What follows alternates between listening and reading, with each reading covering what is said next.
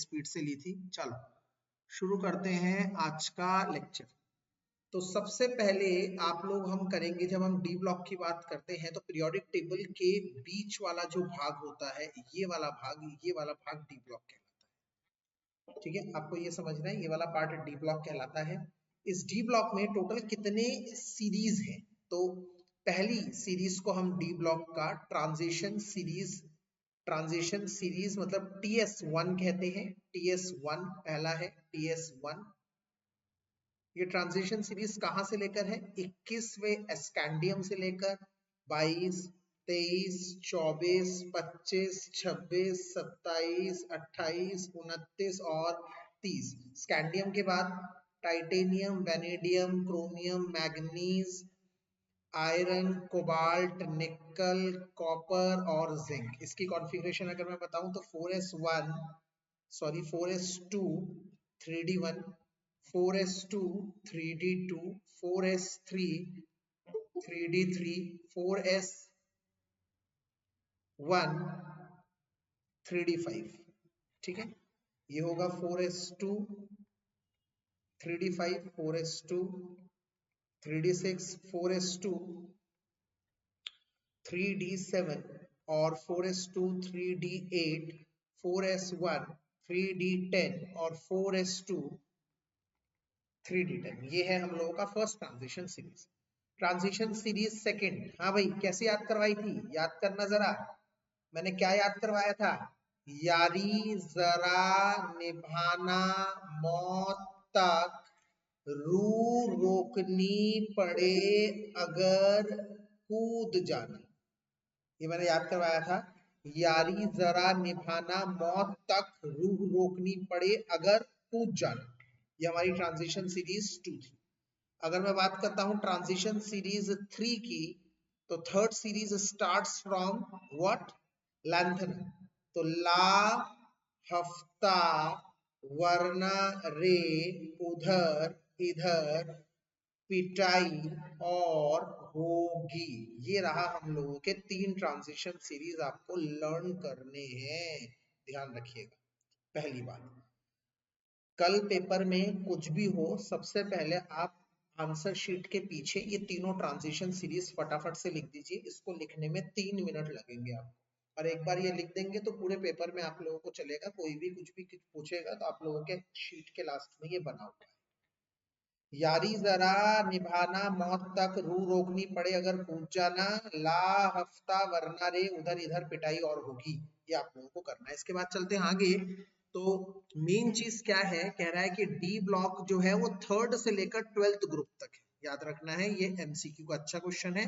इन्हें D block element कहा जाता है और इनकी जनरल कॉन्फ़िगरेशन है NS2 N-1D 1 से लेकर 10 तक होगा, और NS जो होगा वो 0 से लेकर 2 तक। मतलब NS 0 भी हो सकता है, NS 1 भी हो सकता है, NS 2 भी हो सकता है। ये 3 ध्यान रखना। ठीक है, ये देखिए आप जैसे देख सकते हैं, ये देखो NS2 है, ये देखो ये 2 है, देखो ये 2 है, ये क्या हो गया? 1 हो गया, क्योंकि ये हाफ फिल्ड करने के लिए एक इलेक्ट्रॉन को अपने उधर दे देता है, तो इसीलिए भी हो सकता है। 0 किसके केस में होता है? पैलेडियम के केस में होता है 0, बाकी और कोई एलिमेंट नहीं है जिसमें 0 होता है। इसके बाद क्या कह रहा है कि डी ब्लॉक एलिमेंट को ट्रांजिशन एलिमेंट भी कहा जाता है। ये है, यहां से हर बार हर साल पहला क्वेश्चन मैं 2025 यहीं पे लिख रहा हूं, क्योंकि हर साल यहाँ पे एक क्वेश्चन बनता है, आता है, और मैं लिख रहा हूं क्या कि डी ब्लॉक एलिमेंट को ट्रांजिशन एलिमेंट भी कहते हैं। क्यों? रीजन क्या है? जिन डी ब्लॉक एलिमेंट के पास पार्शियली और इनकम्प्लीटली फिल्ड N-1D है, पार्शियली और इनकम्प्लीट मतलब जिसके पास भरा हुआ डी ना हो। एक होता है D10, D10 मतलब होता है फुली फिल्ड। अगर D10 फुली फिल्ड नहीं है, पार्शियली या इनकम्प्लीटली फिल्ड है, उसको या तो उनके एलिमेंट्री स्टेट में, एलिमेंट्री मतलब ग्राउंड स्टेट, या तो उनके ग्राउंड स्टेट में हो, या तो एक्साइटेड स्टेट, मतलब एक्साइटेड स्टेट या ग्राउंड स्टेट, किसी में भी अगर उनमें इनकम्प्लीट डी है तो उसे हम कहेंगे डी ब्लॉक एलिमेंट। बेटा ट्रांजिशन एलिमेंट, बेटा बहुत इंपॉर्टेंट है ये चीज, ध्यान से सुनते रहिए। मैं दोबारा बता रहा हूं, पूरा भरा हुआ डी नहीं होना चाहिए। अगर मैं कहूं जैसे कॉपर है, सर कॉपर क्या है? कॉपर है 4s1 3d10। सर जिंक है, जिंक क्या है 4s2 3d10। सर ये तो पूरे भरे हुए 10 है, तो ये डी ब्लॉक एलिमेंट हुए पर ये ट्रांजिशन एलिमेंट नहीं हुए। पर यहाँ पे एक ट्विस्ट है। क्या है ट्विस्ट? ट्विस्ट है कि अगर मैं कॉपर का ऑक्सीडेशन स्टेट लिख दूं कॉपर 2+, तो यहां पर ये चला जाता है इलेक्ट्रॉन और ये बन जाता है 3d9। यहाँ इलेक्ट्रॉन चला जाता है और ये बन जाता है 3d9। 3d9 मतलब इनकम्प्लीट डी आ गया, इसीलिए ये ग्राउंड स्टेट में तो नहीं है पर एक्साइटेड स्टेट में तो भैया ये कहलाएगा क्या? Transition element. ट्रांजिशन एलिमेंट कहलाएगा। जिंक का 2+ ऑक्सीडेशन स्टेट हमेशा याद रखना, पहले इलेक्ट्रॉन s में से निकलते हैं, d में से नहीं निकलते, तो ये होगा 4s0 3d10। इसका मतलब यहाँ पर भी हम देख पा रहे हैं, यहाँ पर भी हम देख पा रहे हैं कि d10 इधर भी है, d10 इधर भी है, ग्राउंड स्टेट में भी खाली नहीं, एक्साइटेड स्टेट में भी खाली नहीं। इसके ग्राउंड स्टेट में तो d10 है पर एक्साइटेड स्टेट में d9 है, खाली है। इसका मतलब ये ट्रांजिशन एलिमेंट कहलाएगा, ये ट्रांजिशन एलिमेंट नहीं कहलाएगा। ऐसे कितने एलिमेंट है? टोटल 3।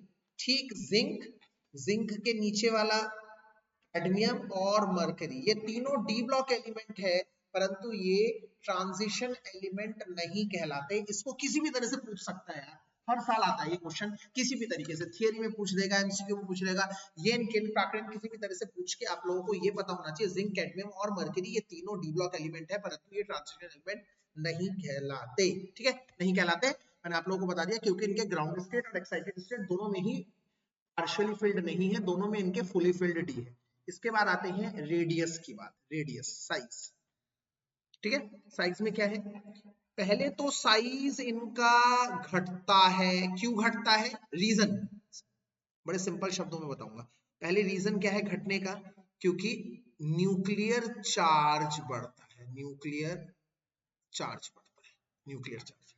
न्यूक्लियर चार्ज क्या चाहता है? साइज छोटा हो जाए। But this decrease becomes small after Midway. Midway के बाद बात नहीं बनती क्योंकि मिडवे के बाद इसे अपोज करता है कौन? शील्डिंग, इसे अपोज करता है। ठीक है, तो इसका मतलब साइज कैसे लिखेंगे? अगर आप साइज का ग्राफ आ जाता है तो कैसे करेंगे मैं आप लोगों को बताता हूं। पहले यहां पर एक एलिमेंट है स्कैंडियम, स्कैंडियम से लेकर घटा साइज मिडवे तक मैग्नीज, मैग्नीज के बाद लगभग लगभग कॉपर तक साइज सेम रहा, मतलब पहले तो घटा फिर सेम रहा, फिर आखिर में Zn के केस में साइज थोड़ा सा बढ़ गया। भाई सुन लो मेरी बात, बहुत उम्मीद है कि इसका CBQ केस बेस्ड क्वेश्चन आए डी ब्लॉक में से, और केस बेस्ड क्वेश्चन ना आके इसमें ग्राफ बेस्ड क्वेश्चन आए, मतलब ऐसा ग्राफ बना देंगे और ग्राफ के ऊपर बहुत सारे क्वेश्चन पूछेंगे। तो पहला क्वेश्चन यही इसी ग्राफ पर बनता है, ध्यान से देखो। पहले स्लॉट में हम देख रहे हैं ये घट रहा है, क्यों? क्योंकि यहाँ पर सिर्फ एक फैक्टर काम करता है, वो है न्यूक्लियर चार्ज। और न्यूक्लियर चार्ज हमेशा याद कर लो, न्यूक्लियर चार्ज चाहता है साइज छोटा हो जाए। अच्छा, इसके बाद क्या हुआ? मिडवे के बाद से, सर मिडवे के बाद से ना शील्डिंग काम में आ रही है। सर पहले शील्डिंग क्यों नहीं काम पे आ रही थी? क्योंकि पहले डी में कम इलेक्ट्रॉन थे, मतलब मिडवे के बाद पहले क्या था? D1 D2 D3 D4 D5, पर मिडवे के बाद, मिडवे मतलब मैग्नीज के बाद, तो हम मिडवे के बाद देखते हैं इसमें डी में इलेक्ट्रॉन बढ़ रहे हैं, डी में बहुत ज्यादा इलेक्ट्रॉन है, तो थोड़ी बहुत शील्डिंग होगी। याद रखना डी ब्लॉक पुअर शील्डर है बट थोड़ी बहुत शील्डिंग करता है। शील्डिंग मतलब क्या होता है मैं आपको बताता हूँ, मतलब अंदर वाले इलेक्ट्रॉन बाहर वाले इलेक्ट्रॉन को रिपेल करते हैं, रिपेल करने की वजह से ये थोड़े बाहर चले जाते हैं और साइज बढ़ जाता है, बढ़ जाता है, इसे शील्डिंग कहते हैं।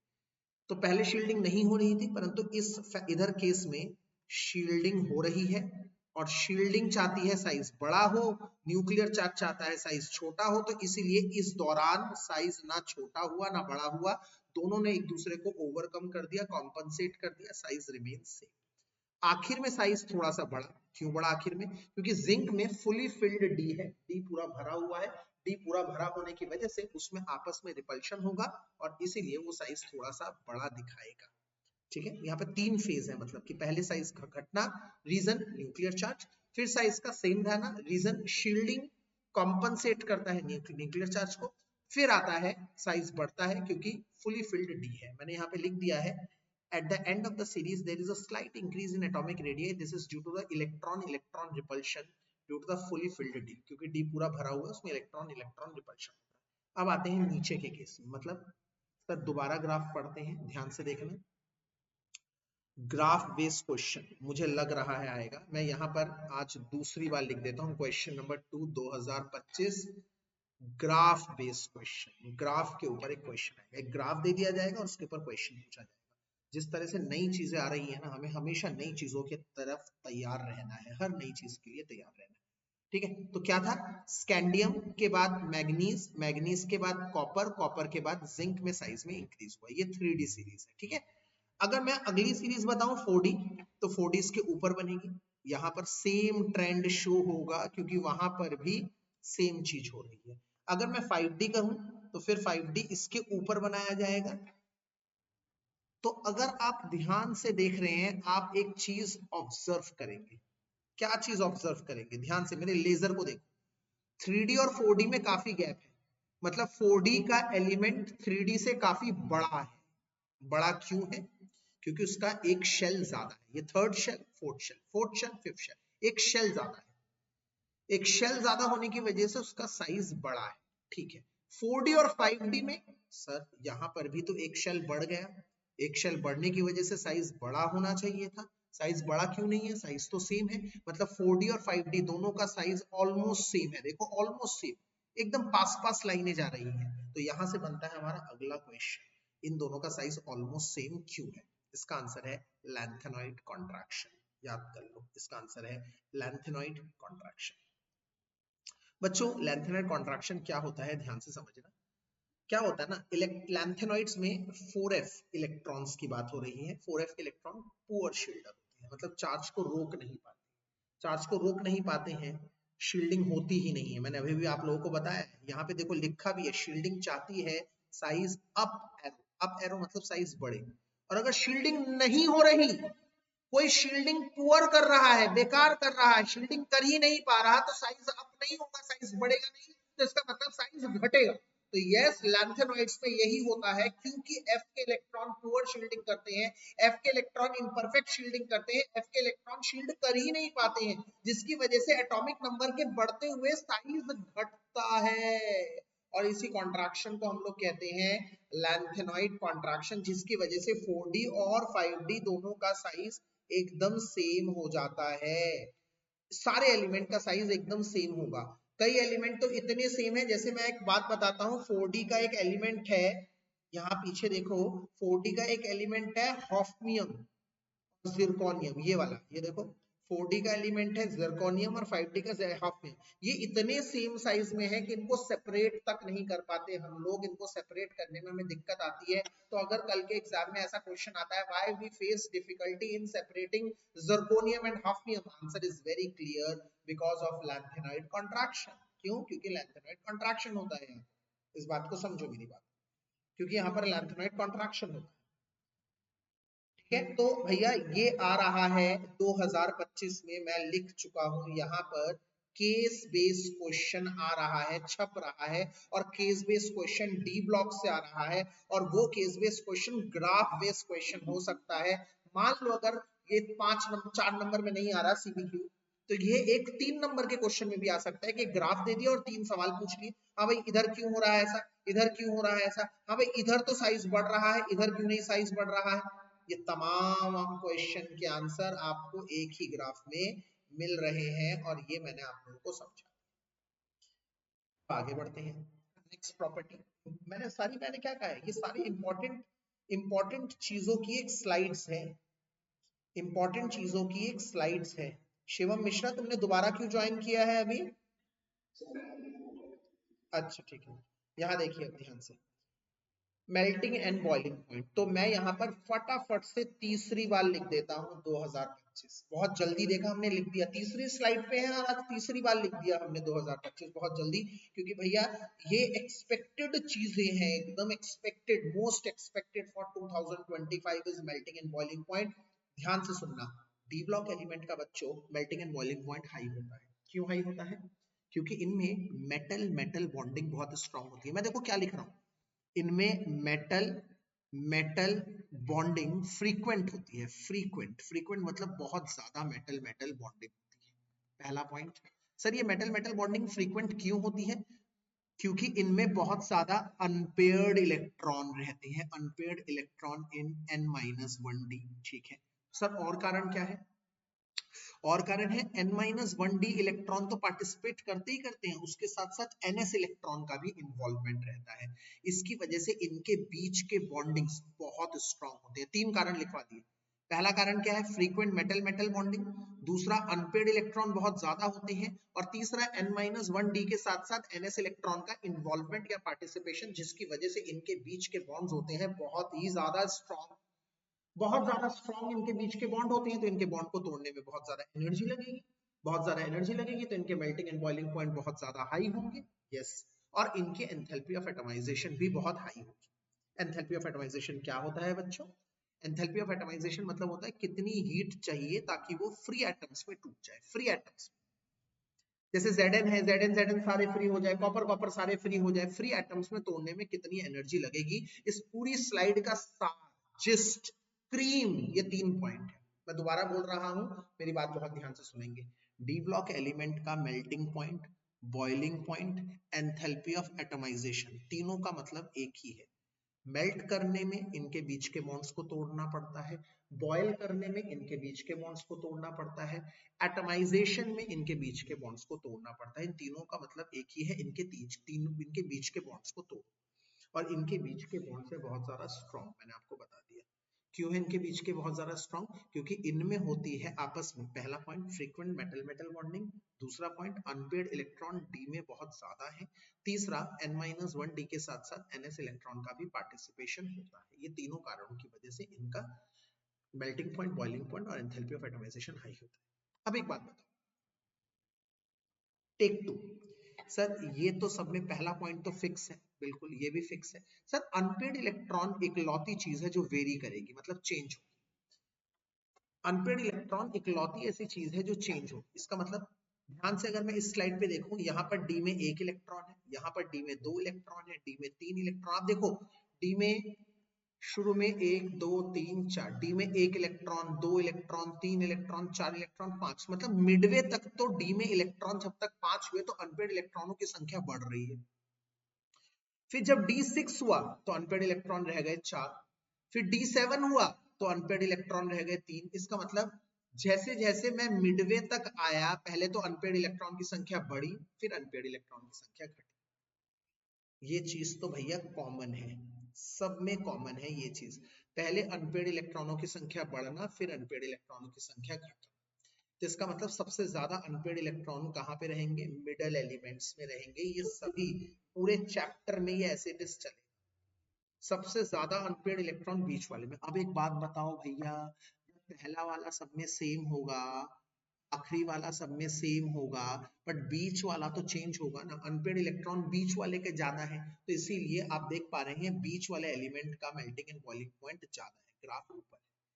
अगर आप कहेंगे सर यहाँ पे तो एक्सेप्शन है, देखो Mn का नीचे चला गया, Tc का नीचे चला गया, मतलब ग्राफ ऐसे ऐसे होने चाहिए था, ग्राफ ऐसे ऐसे होने चाहिए था, ग्राफ ऐसे ऐसे होने चाहिए थे, इधर ऐसे ऐसे हैं, नीचे चले गए ये वाले ग्राफ। बताओ असलियत में ये ग्राफ ऐसे नीचे चले गए बीच में, क्यों? वो एक्सेप्शन है, वो क्वेश्चन नहीं आएगा, आपसे नहीं पूछा जाएगा, मैंने बोल दिया। अगर पूछा गया तो Mn का एक्सेप्शन बिहेवियर है, मैंने लिखवा रखा है, कॉपी में देख लीजिएगा। अब ये क्वेश्चन मेरे लिए इंपॉर्टेंट नहीं है। बस इंपॉर्टेंट क्या है कि इनके एंथैल्पी ऑफ एटमाइजेशन ज्यादा क्यों है, इनका मेल्टिंग पॉइंट ज्यादा क्यों है, इनका बॉइलिंग पॉइंट ज्यादा क्यों है।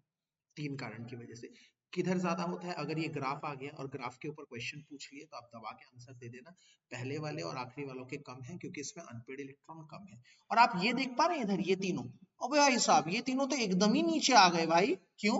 क्योंकि इनमें इनमें दूसरा पॉइंट और तीसरा पॉइंट तो कैंसिल हो गया। क्यों? क्योंकि इनमें तो डी में अनपेड इलेक्ट्रॉन ही नहीं है, डी में अनपेड इलेक्ट्रॉन नहीं है तो डी का कोई पार्टिसिपेशन ही नहीं हो रहा। यस मेरे बच्चों, यस, बहुत ध्यान से मेरी बातों को सुनना है आपको। इसका मतलब यहाँ पर सिर्फ s के इलेक्ट्रॉन पार्टिसिपेट कर रहे हैं, इसका मतलब यहाँ पर ये बहुत वीक बॉन्ड बनाते हैं, इसी की वजह से ये बहुत सॉफ्ट मेटल्स होते हैं। इनको अब पूछा जाएगा सॉफ्ट मेटल क्यों होते हैं, इनमें से Hg तो लिक्विड होता है, पूछा जाएगा लिक्विड क्यों होते हैं। इन सभी का कारण एक है, इनमें कोई भी अनपेड इलेक्ट्रॉन नहीं है। अनपेड इलेक्ट्रॉन ना होने की वजह से ये आपस की मेटल मेटल बॉन्ड वीक बनाते हैं। ये दूसरा क्वेश्चन तैयार है। उसके बाद आते हैं अगला पॉइंट। अगला पॉइंट है स्टैंडर्ड रिडक्शन पोटेंशियल, और मैंने पीछे लिखा था क्वेश्चन नंबर 3, आज तो भाई शुरुआत देखो तुम, बस मेरी शुरुआत देखो। आज हम चौथी स्लाइड पे है और मैं चौथी बार लिख रहा हूं 2025, मतलब इस स्लाइड में। और अगर आप मुझसे पूछे सर अब तक में, मैं इसको 5 स्टार दे रहा हूं।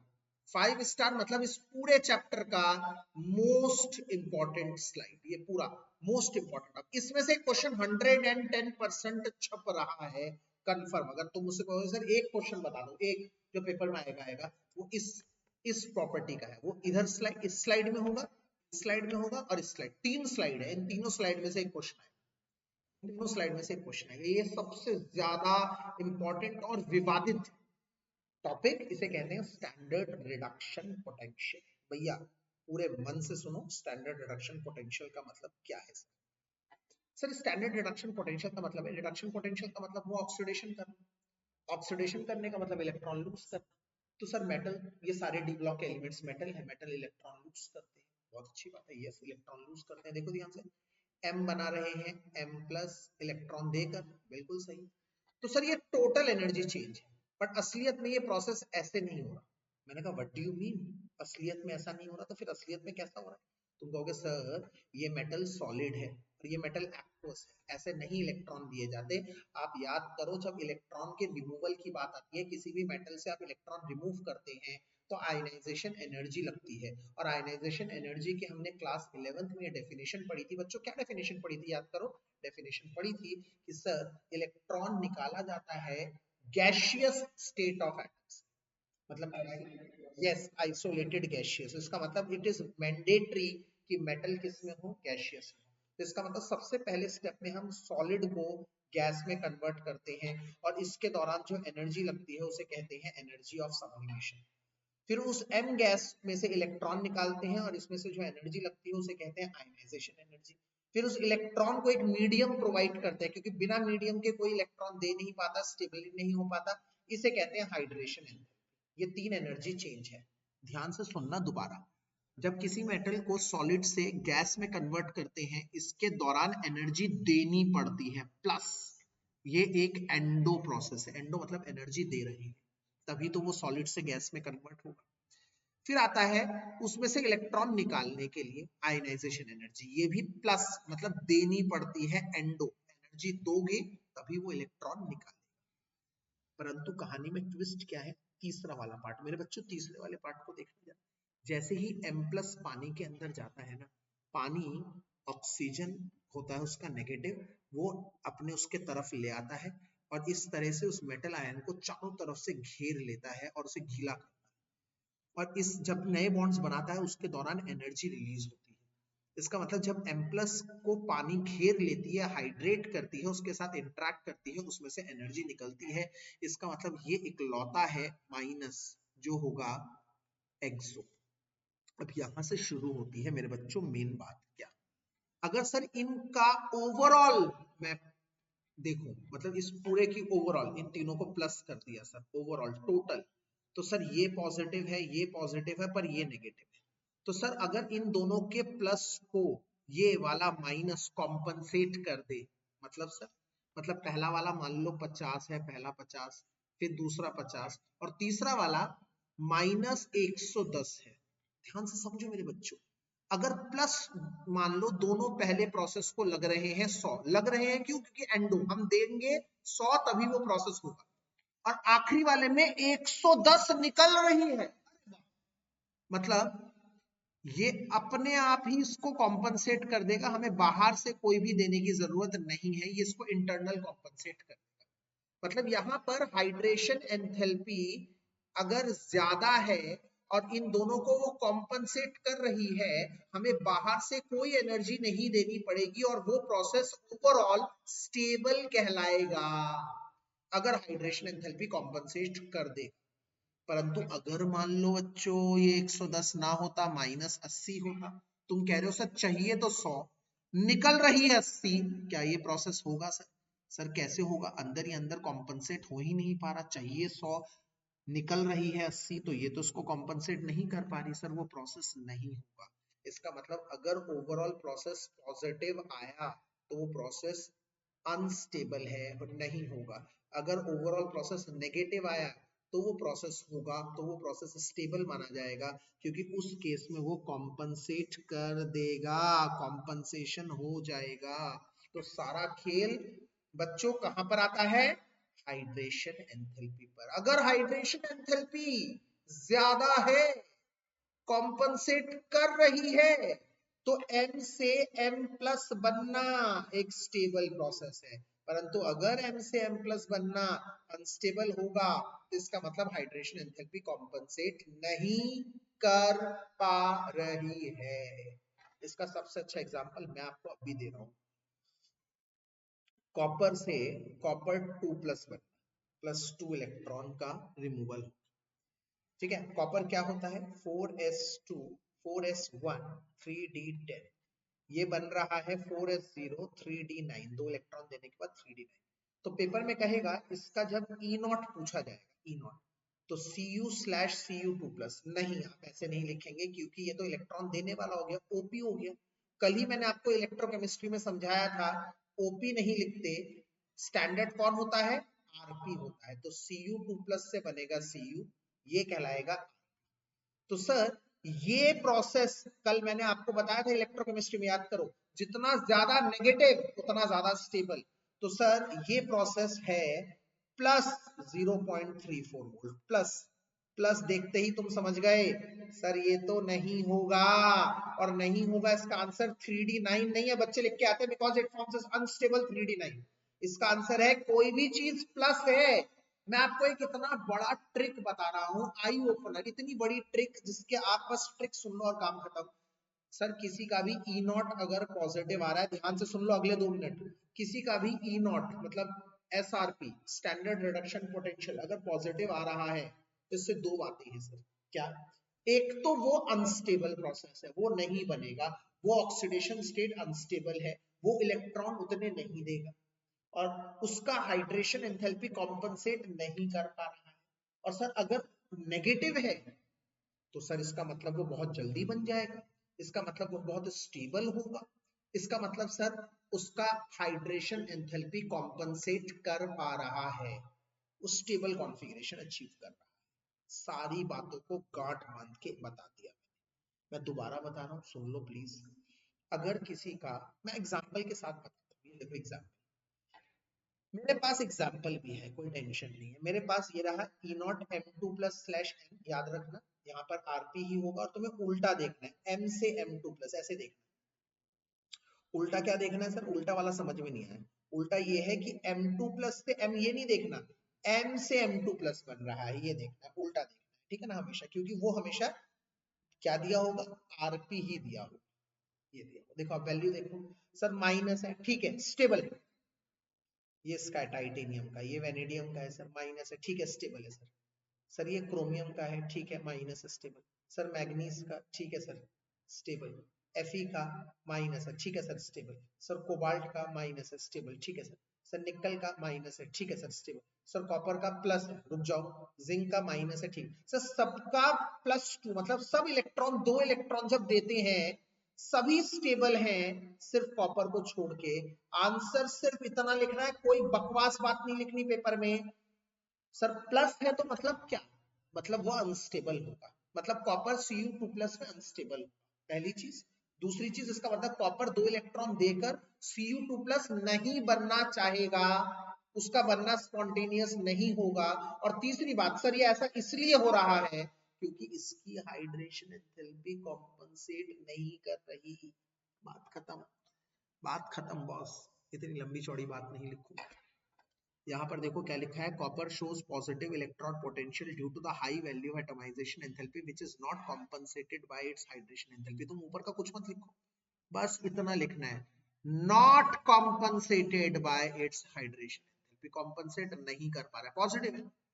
तो as a result the overall em2 plus copper is positive while all the other elements have negative, सबकी नेगेटिव है सिवाय कॉपर, सिवाय कॉपर की। तो यहां से अगर पेपर टफ बनता है ना, तो क्लास 10th का एक क्वेश्चन पूछते हैं। क्लास 10th का मतलब except copper should have the capacity to liberate hydrogen from dilute acid, मतलब सारे एलिमेंट डाइल्यूट एसिड से हाइड्रोजन लिबरेट करेंगे, कॉपर नहीं कर पाएगा। कॉपर नहीं कर पाएगा बॉस, मैंने बता दिया।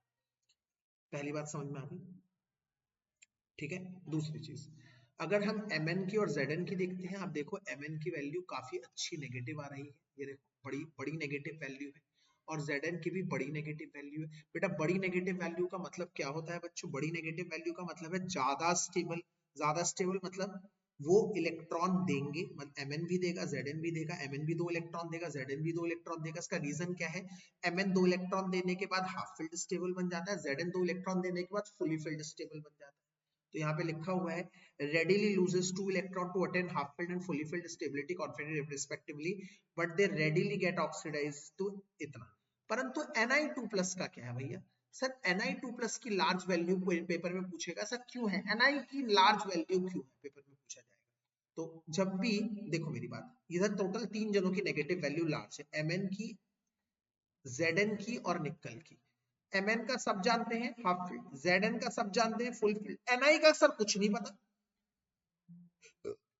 सर Ni का तो कुछ नहीं होता, 3d8 4s2 होता है, 2 इलेक्ट्रॉन देने के बाद ये 3d8 बनता है। मुझे तो कुछ नहीं पता 3d8 स्टेबल होता है या अनस्टेबल होता है, भैया एक ही बात है, एक बात लिखना है और कुछ नहीं। सर क्योंकि इसकी हाइड्रेशन एंथैल्पी हाई होती है, जिसका नेगेटिव ज्यादा है, आप पेपर में कुछ मत लिख के आओ सर नेगेटिव ज्यादा। तीसरी बार बोल रहा हूं और आखिरी बार बोल रहा हूं, इसके बाद इस टॉपिक को लॉक करके खत्म करो। सर किसी की E0 वैल्यू ज्यादा नेगेटिव आ रही है, मतलब वो बनना चाहता है, मतलब वो स्टेबल है, मतलब वो उस पॉइंट पर बनना चाहेगा, मतलब वो उस पॉइंट पर स्टेबल है। सर किसी की अगर वैल्यू कम है तो वो अनस्टेबल है, अगर इतना ज्यादा स्टेबल नहीं है। और अगर किसी की वैल्यू सर पॉजिटिव आ रही है, अरे भैया किसी की वैल्यू अगर पॉजिटिव आ रही है ना, तो राम नाम कर दो भैया, वो नहीं बनेगा। और वो क्यों नहीं बनेगा? क्योंकि उसकी हाइड्रेशन एंथैल्पी कॉम्पनसेट नहीं कर पा रही होगी। बात ये टॉपिक यहीं पे रेस्ट करता हूँ। इसके अलावा अगर आप ये देखोगे, यहाँ पर ये भी आ रहा है, क्या कहते हैं इसे, हाँ, इसका मतलब क्या है sir? How it is different from this. Topic बहुत बड़ा है ना बेटा, इसमें बहुत सारी चीजें। तो ऊपर वाला दिखा रहा है M से M2+ बन रहा है, मतलब M से M2+ 2 इलेक्ट्रॉन देने के बाद, और अगला वाला दिखा रहा है 2+ से 3+, मतलब 2+ के बाद फिर एक इलेक्ट्रॉन दे रहा है और 3+ बन रहा है। देखो तीनों चीजें अलग है। पूछेगा M से M2+/M, मतलब M से M2+ बनना, फिर M3+ से M2+, मतलब 2+ से 3+ बनना। और अगर ये बोलता M3+/M, मतलब M से डायरेक्ट 3 इलेक्ट्रॉन देना, डायरेक्ट 3 इलेक्ट्रॉन देना। तो तीनों अलग अलग बातें हैं, इसको ध्यान से समझो। सर 2+ के बाद एक और इलेक्ट्रॉन देना, तो यहां पर हम देख पा रहे हैं, यहां पर एक बात नोटिस कर लेना, एक बात नोटिस कर लेना, ये वैल्यू थोड़ी सी ना आगे पीछे हो गई, इसको मत देखना, छोड़ो, ठीक है। मैं आपको बता रहा हूँ स्कैंडियम की बात, स्कैंडियम की बात मैं आप लोगों को बता रहा हूँ बेटा, बहुत ध्यान से सुनिएगा स्कैंडियम की बात प्लीज।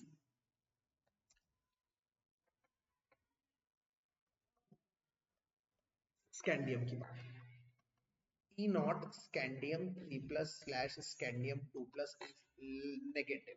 वाई पेपर में पूछेगा क्यों है ज्यादा नेगेटिव, आप इसका आंसर कैसे देंगे? पहले आप स्कैंडियम बनाइए, स्कैंडियम की कॉन्फ़िगरेशन लिखिए, 3d1 4s2, मैं बार बार बोल रहा हूँ s को हमेशा बाहर की तरफ बनाना है, ठीक है। फिर स्कैंडियम 2+ बनाओ 3d1, फिर स्कैंडियम 3+ बनाओ 3d0। आपको पता होना चाहिए स्कैंडियम 3+ d0, मतलब तीनों इलेक्ट्रॉन चले गए, तीनों इलेक्ट्रॉन चले गए। इसका एटॉमिक नंबर 21 था, अब 18 बन गया, मतलब नोबल गैस, ये स्टेबल है नोबल गैस। इसीलिए सर 2 इलेक्ट्रॉन नहीं देता स्कैंडियम, स्कैंडियम सीधे 3 इलेक्ट्रॉन निकालता है, नोबल गैस बन जाता है, इसीलिए नेगेटिव है, इसीलिए नेगेटिव। अच्छा, अगर मैं यही बात तुम लोगों को इसकी पूछता हूँ, Mn3+/Mn2+ की नेगेटिव होगी या पॉजिटिव होगी, कैसे आंसर दोगे? Mn क्या होता है बच्चों? 3d5 4s2। बच्चों Mn2+ क्या होता है? 2 इलेक्ट्रॉन निकल गए सर। बच्चों Mn3+ क्या होता है? 3d4। अब आप मुझे बताओ कौन ज्यादा स्टेबल है, ये वाला ये इससे वाला? सर 3d5 ज्यादा स्टेबल है सर, बिल्कुल 3d5 ज्यादा स्टेबल है। तो ये 2+ से 3+ नहीं बनना चाहेगा, नहीं बनना चाहेगा, तो ये अगर अनस्टेबल है तो ये पॉजिटिव वैल्यू आएगी, बात खत्म। सर यहाँ पर ये बनना चाहेगा, ये 2 प्लस है 3 प्लस, तो इसीलिए नेगेटिव वैल्यू है। तो सारी बातों की एक बात, अगर ये स्टेबल है तो वैल्यू नेगेटिव होगी, अगर ये स्टेबल नहीं है तो वैल्यू कम नेगेटिव होगी या फिर पॉजिटिव होगी। और सारा का सारा आंसर सिर्फ एक बात पे डिपेंड करता है, या तो कॉन्फ़िगरेशन पर, या तो कॉन्फ़िगरेशन स्टेबल या अनस्टेबल होगी, या तो हाइड्रेशन एंथैल्पी कॉम्पेंसेट करेगा या नहीं करेगा। सारा आंसर यही पे लाई करेगा। इसके बाद में कॉपर की भी थोड़ी कहानी सुनाना चाहता हूँ। कॉपर क्या होता है? कॉपर होता है 3D10 4s1। एक सेकंड बेटा होल्ड करिए जरा।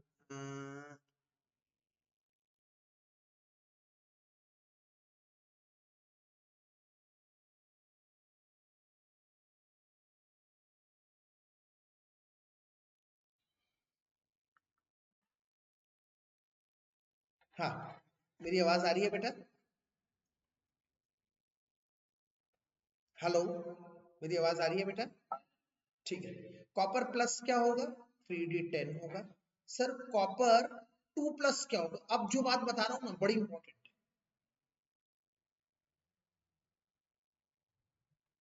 अब जो बात बता रहा हूँ बहुत इंपॉर्टेंट है। अब क्या हो जाएगा? ये 3D9 हो जाएगा। तो अब मैं आपको बताता हूँ कौन ज्यादा स्टेबल है। देखने में क्या लग रहा है कौन ज्यादा स्टेबल है, बताओ जरा मुझे। यस, देखने में लग रहा है ये ज्यादा स्टेबल है। एक सेकंड।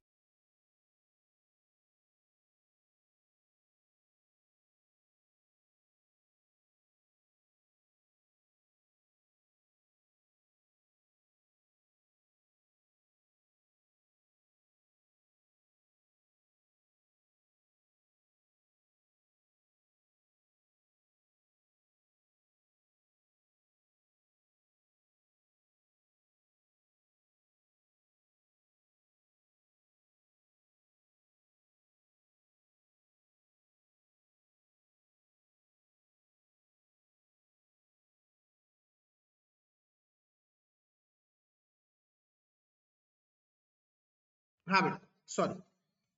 मैं कह रहा था, एक सेकेंड।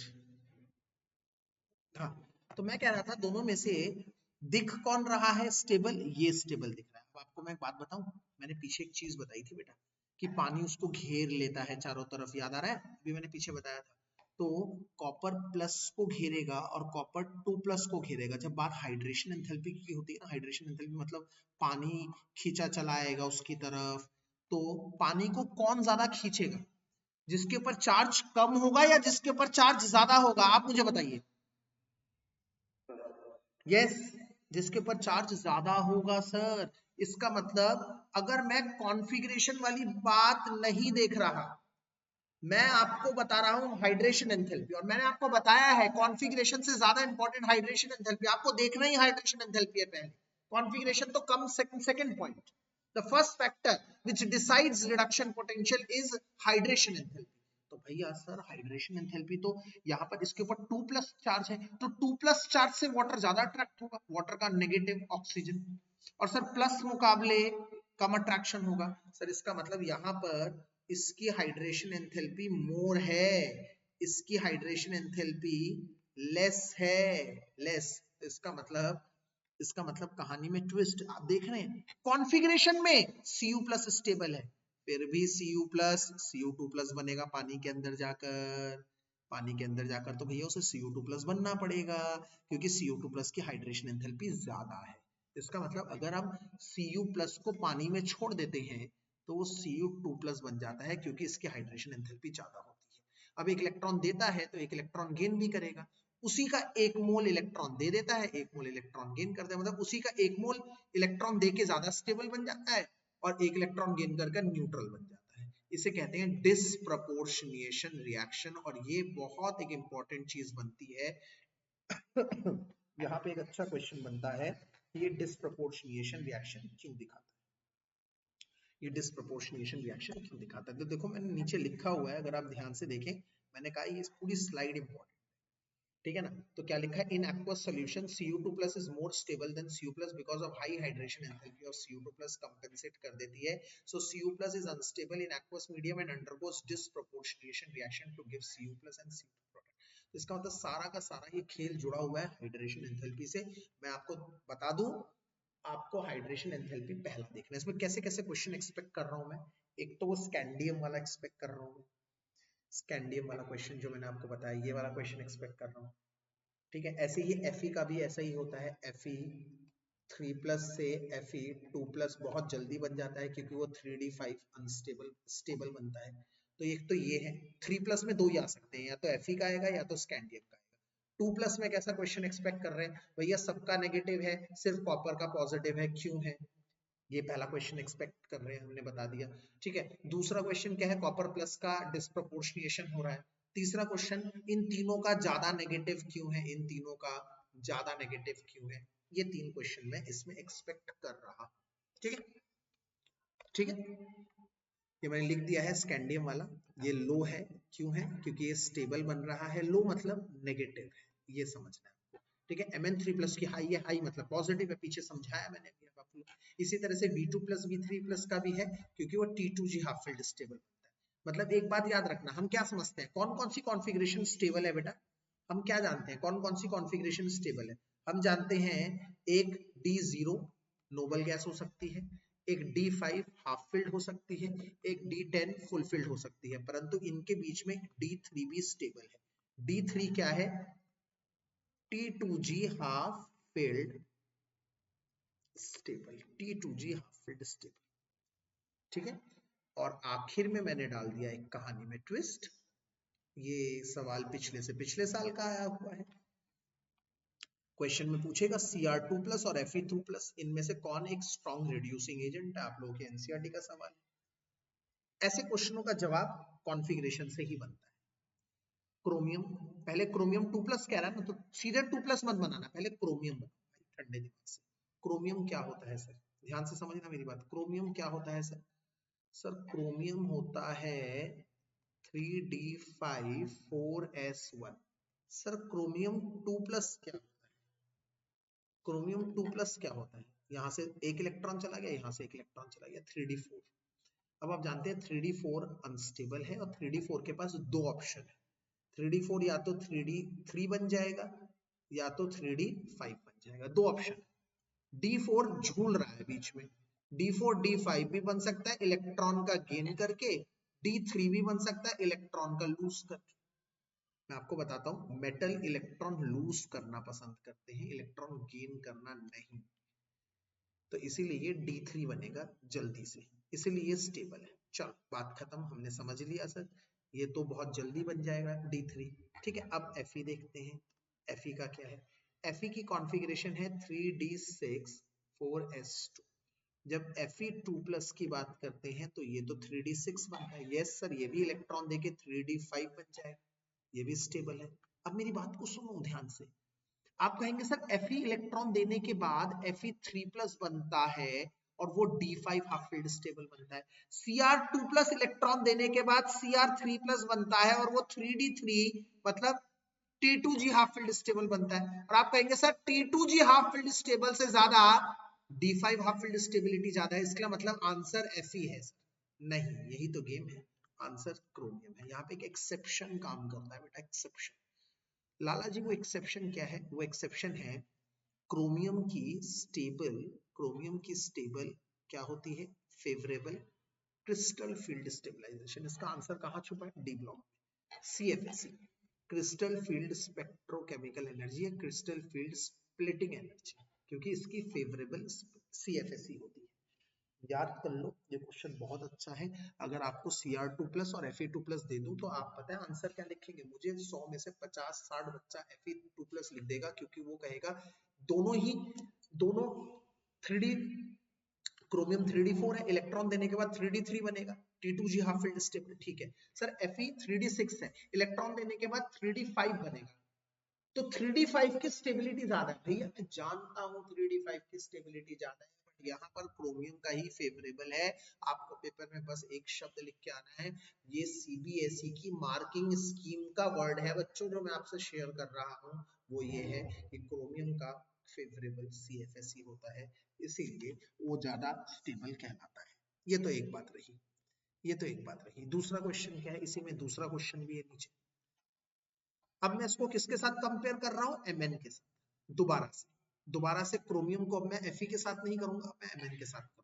दोबारा लिखा मैंने क्रोमियम 3d5 4s1 Cr2+, अभी लिखा 3d4, और मैंने अभी अभी आपको बता भी दिया कि ये बहुत फेवरेबल है, बहुत जल्दी बन जाता है, बहुत जल्दी बन जाता है। इसलिए क्रोमियम क्या चाहता है, T2G हाफ फील्ड स्टेबल बनना चाहता है, इलेक्ट्रॉन का लॉस करना चाहता है। जो इलेक्ट्रॉन का लॉस करता है मतलब इसका अपना ऑक्सीडेशन हुआ, और अपना ऑक्सीडेशन हुआ इसका मतलब ये रिड्यूसिंग एजेंट की तरह काम करता है। तो यहाँ पर मैंने क्लियर शब्दों में लिखा हुआ है, क्रोमियम एक्ट एज एन इथेना from D4 to D full half filled stability, ठीक है ना। इसीलिए क्रोमियम का कैसा नेचर है, रिड्यूसिंग नेचर है। परंतु अगर मैं Mn की बात करता हूँ, तुम कहोगे सर Mn कहाँ से आ गया, सुन तो लो, सुन तो लो। Mn क्या है, 3d5 4s2। Mn 3+ कितना होगा, 3 इलेक्ट्रॉन निकाल दो, 2 यहाँ से 1 यहाँ से, 3d4। अब Mn 3+ 3d4 है। सर वो भी 3d4 था, मैंने कहा हाँ यार, ये भी 3d4 है, हाँ यार, तो सर ये भी 3d3 बन जाएगा क्या, नहीं भैया, ये तो 2 इलेक्ट्रॉन गेन कर कर 3d5 बनेगा। बस एक क्रोमियम ही है जो ऐसा करता है, क्रोमियम ही है जो 3d4 से 3d3 बहुत जल्दी बना देता है, ये नहीं करता भैया। क्यों, क्योंकि ऊपर लिखा हुआ है मैंने क्रोमियम का फेवरेबल CFSE है, ये ध्यान। तो इसका मतलब क्या कहना चाहता हूँ, इसका मतलब जगह कहाँ है, इसका मतलब मैं ये कहना चाहता हूँ, एक सेकंड को, इसका मतलब मैं ये कहना चाहता हूँ, आई नीड सम स्लाइड्स।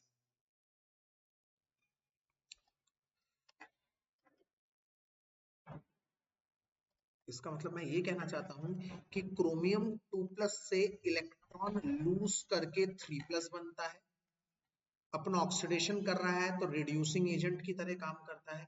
जबकि Mn3+ इलेक्ट्रॉन गेन कर कर Mn2+ बन रहा है, ऑक्सीडेशन अपना रिडक्शन कर रहा है तो ऑक्सीडाइजिंग एजेंट की तरह काम कर रहा है, ऑक्सीडाइजिंग नेचर शो कर रहा है। ये ऐसा क्यों हो रहा है, क्योंकि ये 3d3 बन रहा है। ये ऐसा क्यों हो रहा है, क्योंकि ये 3d5 हो रहा है। सिर्फ क्रोमियम ही है जो इलेक्ट्रॉन देकर 3d3 बहुत जल्दी बना देता है, क्योंकि इसकी होती है फेवरेबल CFSE। तो टोटल 3 केस हो गए, एक क्रोमियम का, एक Mn का, एक Fe का। इन तीनों में सबसे जल्दी इलेक्ट्रॉन देने के बाद D3 कौन बनता है, D3 कौन बनता है, ये D3 बनता है। और ये दोनों D3 नहीं बनते, ये दोनों क्या बनते हैं, D5। ये दोनों D5 बनते हैं, क्रोमियम D3 बनता है, लर्न कर लेना, ठीक है। बहुत अच्छा क्वेश्चन है यार, क्वेश्चन छप रहा है पेपर में ये भाई, मैंने इधर लिख दिया क्वेश्चन नंबर 4 2025, डबल 5 स्टार मारे। इस टॉपिक में से एक क्वेश्चन आएगा ही आएगा। और देखो आज ना हर एक स्लाइड इंपॉर्टेंट है, हर एक स्लाइड इंपॉर्टेंट है। और मैं आपको लिख रहा हूँ क्वेश्चन नंबर 5 यहाँ पर लिख रहा हूँ 2025। मतलब आज आप कहेंगे सर क्या हो गया, बार बार 2025 लिख रहे हैं भैया, क्योंकि हर एक स्लाइड इंपॉर्टेंट है, हम इसमें कुछ गुंजाइश ही नहीं कर सकते बेटा, हर एक स्लाइड इंपॉर्टेंट है, ठीक है ना। अब देखो, क्योंकि आज मैंने ना क्या करे, इतने सारे जनरल ट्रेंड को ना एकदम एकदम निचोड़ दिया, बस बस निचोड़ के ये स्लाइड बनाई है आप लोगों के लिए। ऑक्सीडेशन स्टेट, बहुत ध्यान से सुनेंगे, अगले 15 मिनट हमारे कहीं नहीं गए ऑक्सीडेशन स्टेट।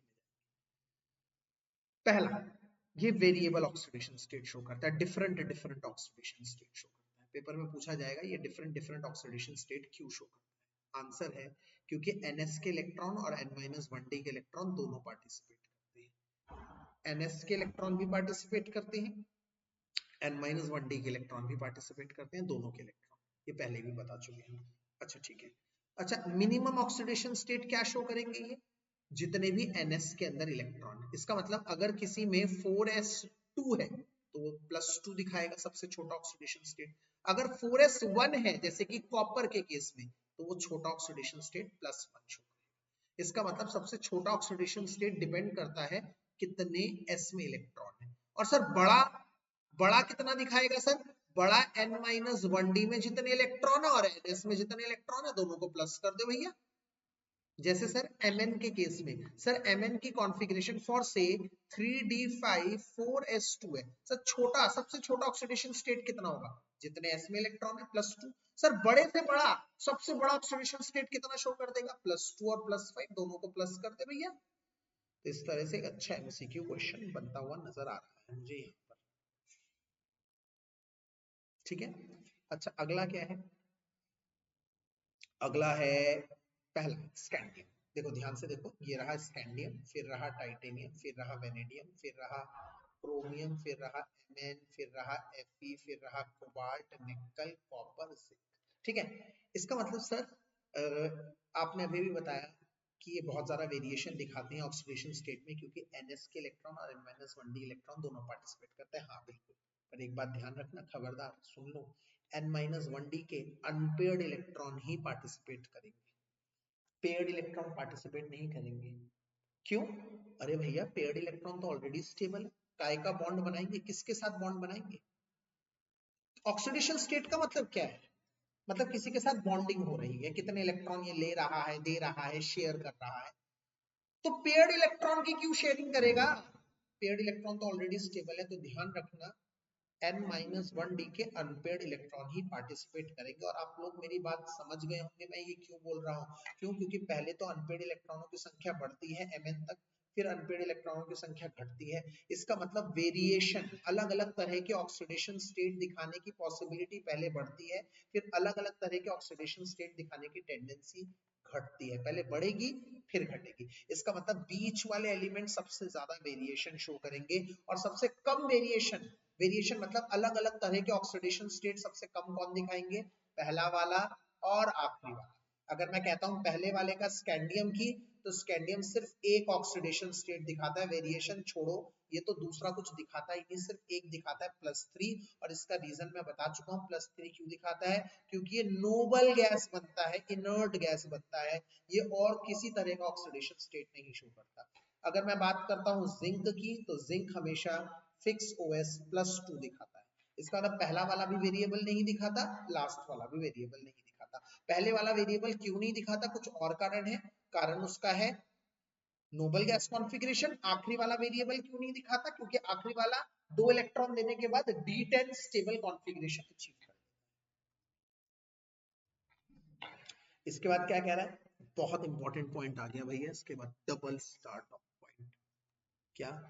कि डी ब्लॉक के अंदर ना बच्चों, ध्यान से मेरी बात सुनो, डी ब्लॉक के अंदर क्या होता है? डी ब्लॉक के अंदर जैसे जैसे तुम नीचे मूव करते हो पीरियोडिक टेबल के, तो नीचे मूव करते हुए हायर ऑक्सीडेशन स्टेट की स्टेबिलिटी बढ़ती है। नीचे मूव करते हुए हायर ऑक्सीडेशन स्टेट की स्टेबिलिटी बढ़ती है, इंक्रीज होती है नीचे मूव करते हुए। मतलब मैं नीचे मूव कर रहा हूँ तो स्टेट, ऑक्सीडेशन स्टेट की स्टेबिलिटी चांसेस बढ़ रहे हैं। मैं आपको एग्जांपल दे रहा हूँ, ध्यान से मेरी बात सुनो। जैसे मान लो ग्रुप 6 को देखो बच्चों, group 6, let me take another colour. Group 6 ये रहा क्रोमियम, क्रोमियम के नीचे आ गया, अबे यार ये तो सेम कलर हो गया, एमओ तो गायब ही हो गया था, येलो ही लेना पड़ेगा। हाँ, पहले आया क्रोमियम, क्रोमियम के नीचे कौन आया? एमओ मतलब मोलिब्डेनम, फिर कौन आया? डब्ल्यू मतलब टंगस्टन। तो ग्रुप 6 है ये, ग्रुप 6। क्यों? क्योंकि ये ग्रुप थर्ड था, याद करो मैंने कहा था third group, fourth group, fifth group, sixth group, seventh group, eighth group, ninth group, 10th group, 11th group, 12th group, third group से लेकर 12th ग्रुप तक इसका रहता है। ठीक है ना? तो ग्रुप 6 में इसका हाईएस्ट ऑक्सीडेशन स्टेट क्या होगा? +6। तो क्रोमियम भी +6 दिखाएगा, मोलिब्डेनम भी +6 दिखाएगा, डब्ल्यू भी +6 दिखाएगा।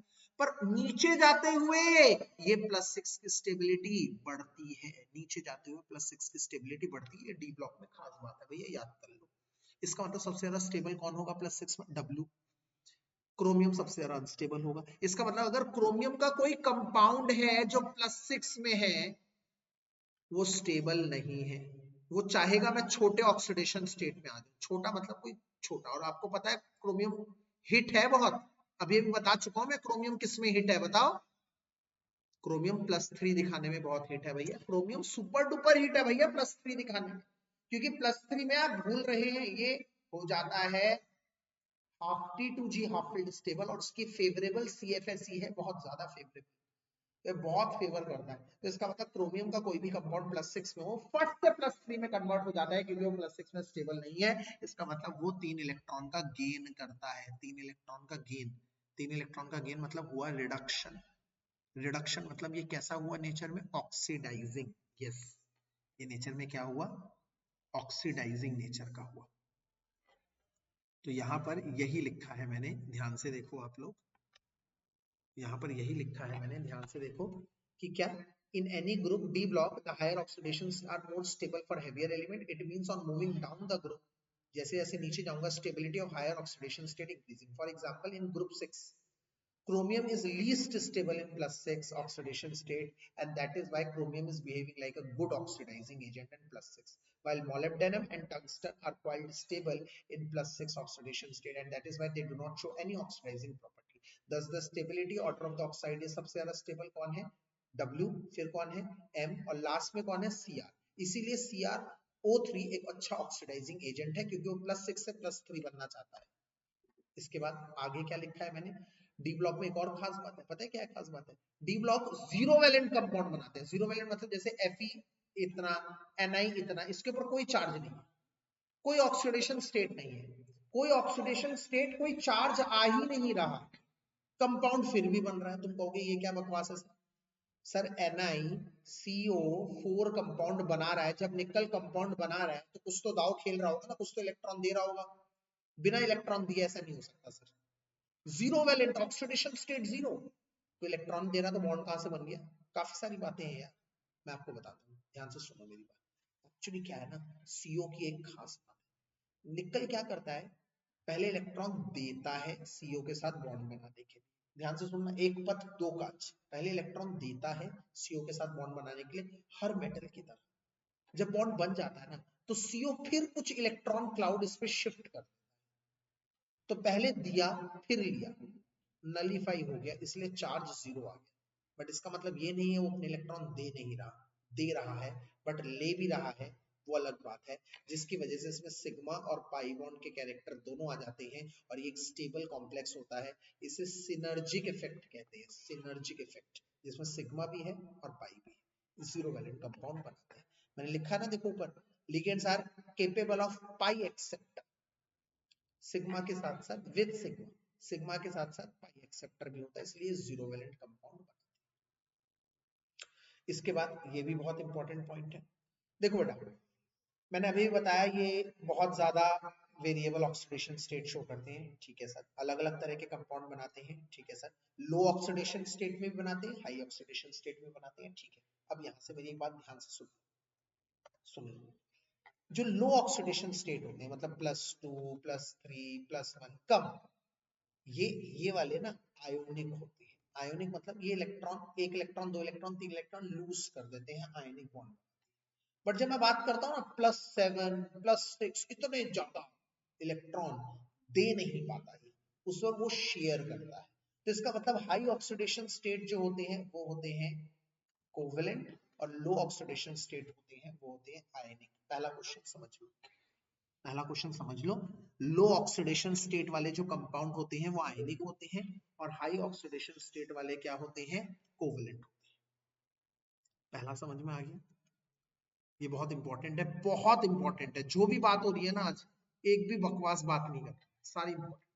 लो वाले होते हैं आयनिक, और हाई वाले होते हैं, हाई वाले होते हैं covalent. They are essentially covalent. पहली बात. दूसरी बात, जो हाई ऑक्सीडेशन स्टेट शो करते हैं +6, +7, ये किसके साथ करते हैं? High oxidation are usually attend with high electronegative element. भैया इतने बड़े ऑक्सीडेशन स्टेट ज्यादातर किसके साथ शो होते हैं? हाई इलेक्ट्रोनेगेटिव एलिमेंट, जैसे फ्लोरीन, जैसे ऑक्सीजन, इन दोनों में से. और इन दोनों में से भी फ्लोरीन ज्यादा इलेक्ट्रोनेगेटिव है ना. यहां से नया क्वेश्चन बन रहा है, ध्यान रखना, सारा टॉपिक इंपॉर्टेंट है. इसका मतलब यहां से सर फ्लोरीन ज्यादा इलेक्ट्रोनेगेटिव है, इसका मतलब फ्लोरीन के साथ बनने चाहिए, परंतु ज्यादा ऑक्सीडेशन स्टेट हाई ऑक्सीजन के साथ शो. दोबारा से पूरी बात बता. जो डी ब्लॉक एलिमेंट्स कंपाउंड बनाते हैं, ये यूजुअली लो ऑक्सीडेशन स्टेट वाले और हाई ऑक्सीडेशन स्टेट वाले दोनों बनाते हैं. लो ऑक्सीडेशन स्टेट वाले होते हैं आयनिक, हाई ऑक्सीडेशन स्टेट वाले होते हैं कोवेलेंट. पहली बात. दूसरी बात, जो हाई ऑक्सीडेशन स्टेट वाले होते हैं वो हाई इलेक्ट्रोनेगेटिव एलिमेंट के साथ ही बनते हैं, जैसे कि फ्लोरीन और ऑक्सीजन. तीसरी बात, फ्लोरीन और ऑक्सीजन में से ज्यादा इलेक्ट्रोनेगेटिव, फ्लोरीन और ऑक्सीजन में से ज्यादा इलेक्ट्रोनेगेटिव होता है फ्लोरीन. तो इसका मतलब हायर ऑक्सीडेशन स्टेट ज्यादातर फ्लोरीन के साथ बनने चाहिए, बट नहीं ऑक्सीजन के साथ बनते हैं. ऐसा क्यों? ऐसा इसलिए क्योंकि ऑक्सीजन डबल बॉन्ड बना सकता है, फ्लोरीन नहीं बना सकता, जिसकी वजह से हायर ऑक्सीडेशन स्टेट लो नंबर में फॉर्म होते हैं।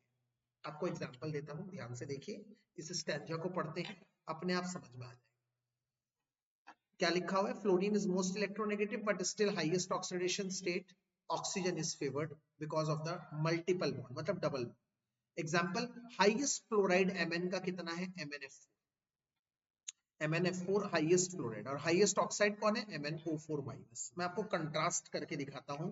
MnF4 में Mn का ऑक्सीडेशन स्टेट है +4 और MnO4 माइनस में आप निकाल लीजिए, इसका ऑक्सीडेशन स्टेट है +7। सर +7 तो बहुत बड़ा है, इसका मतलब हाईएस्ट ऑक्सीडेशन स्टेट फ्लोरीन के साथ नहीं, ऑक्सीजन के साथ दिखाता है, और उसका रीजन यही है कि वो बनाता है डबल बॉन्ड।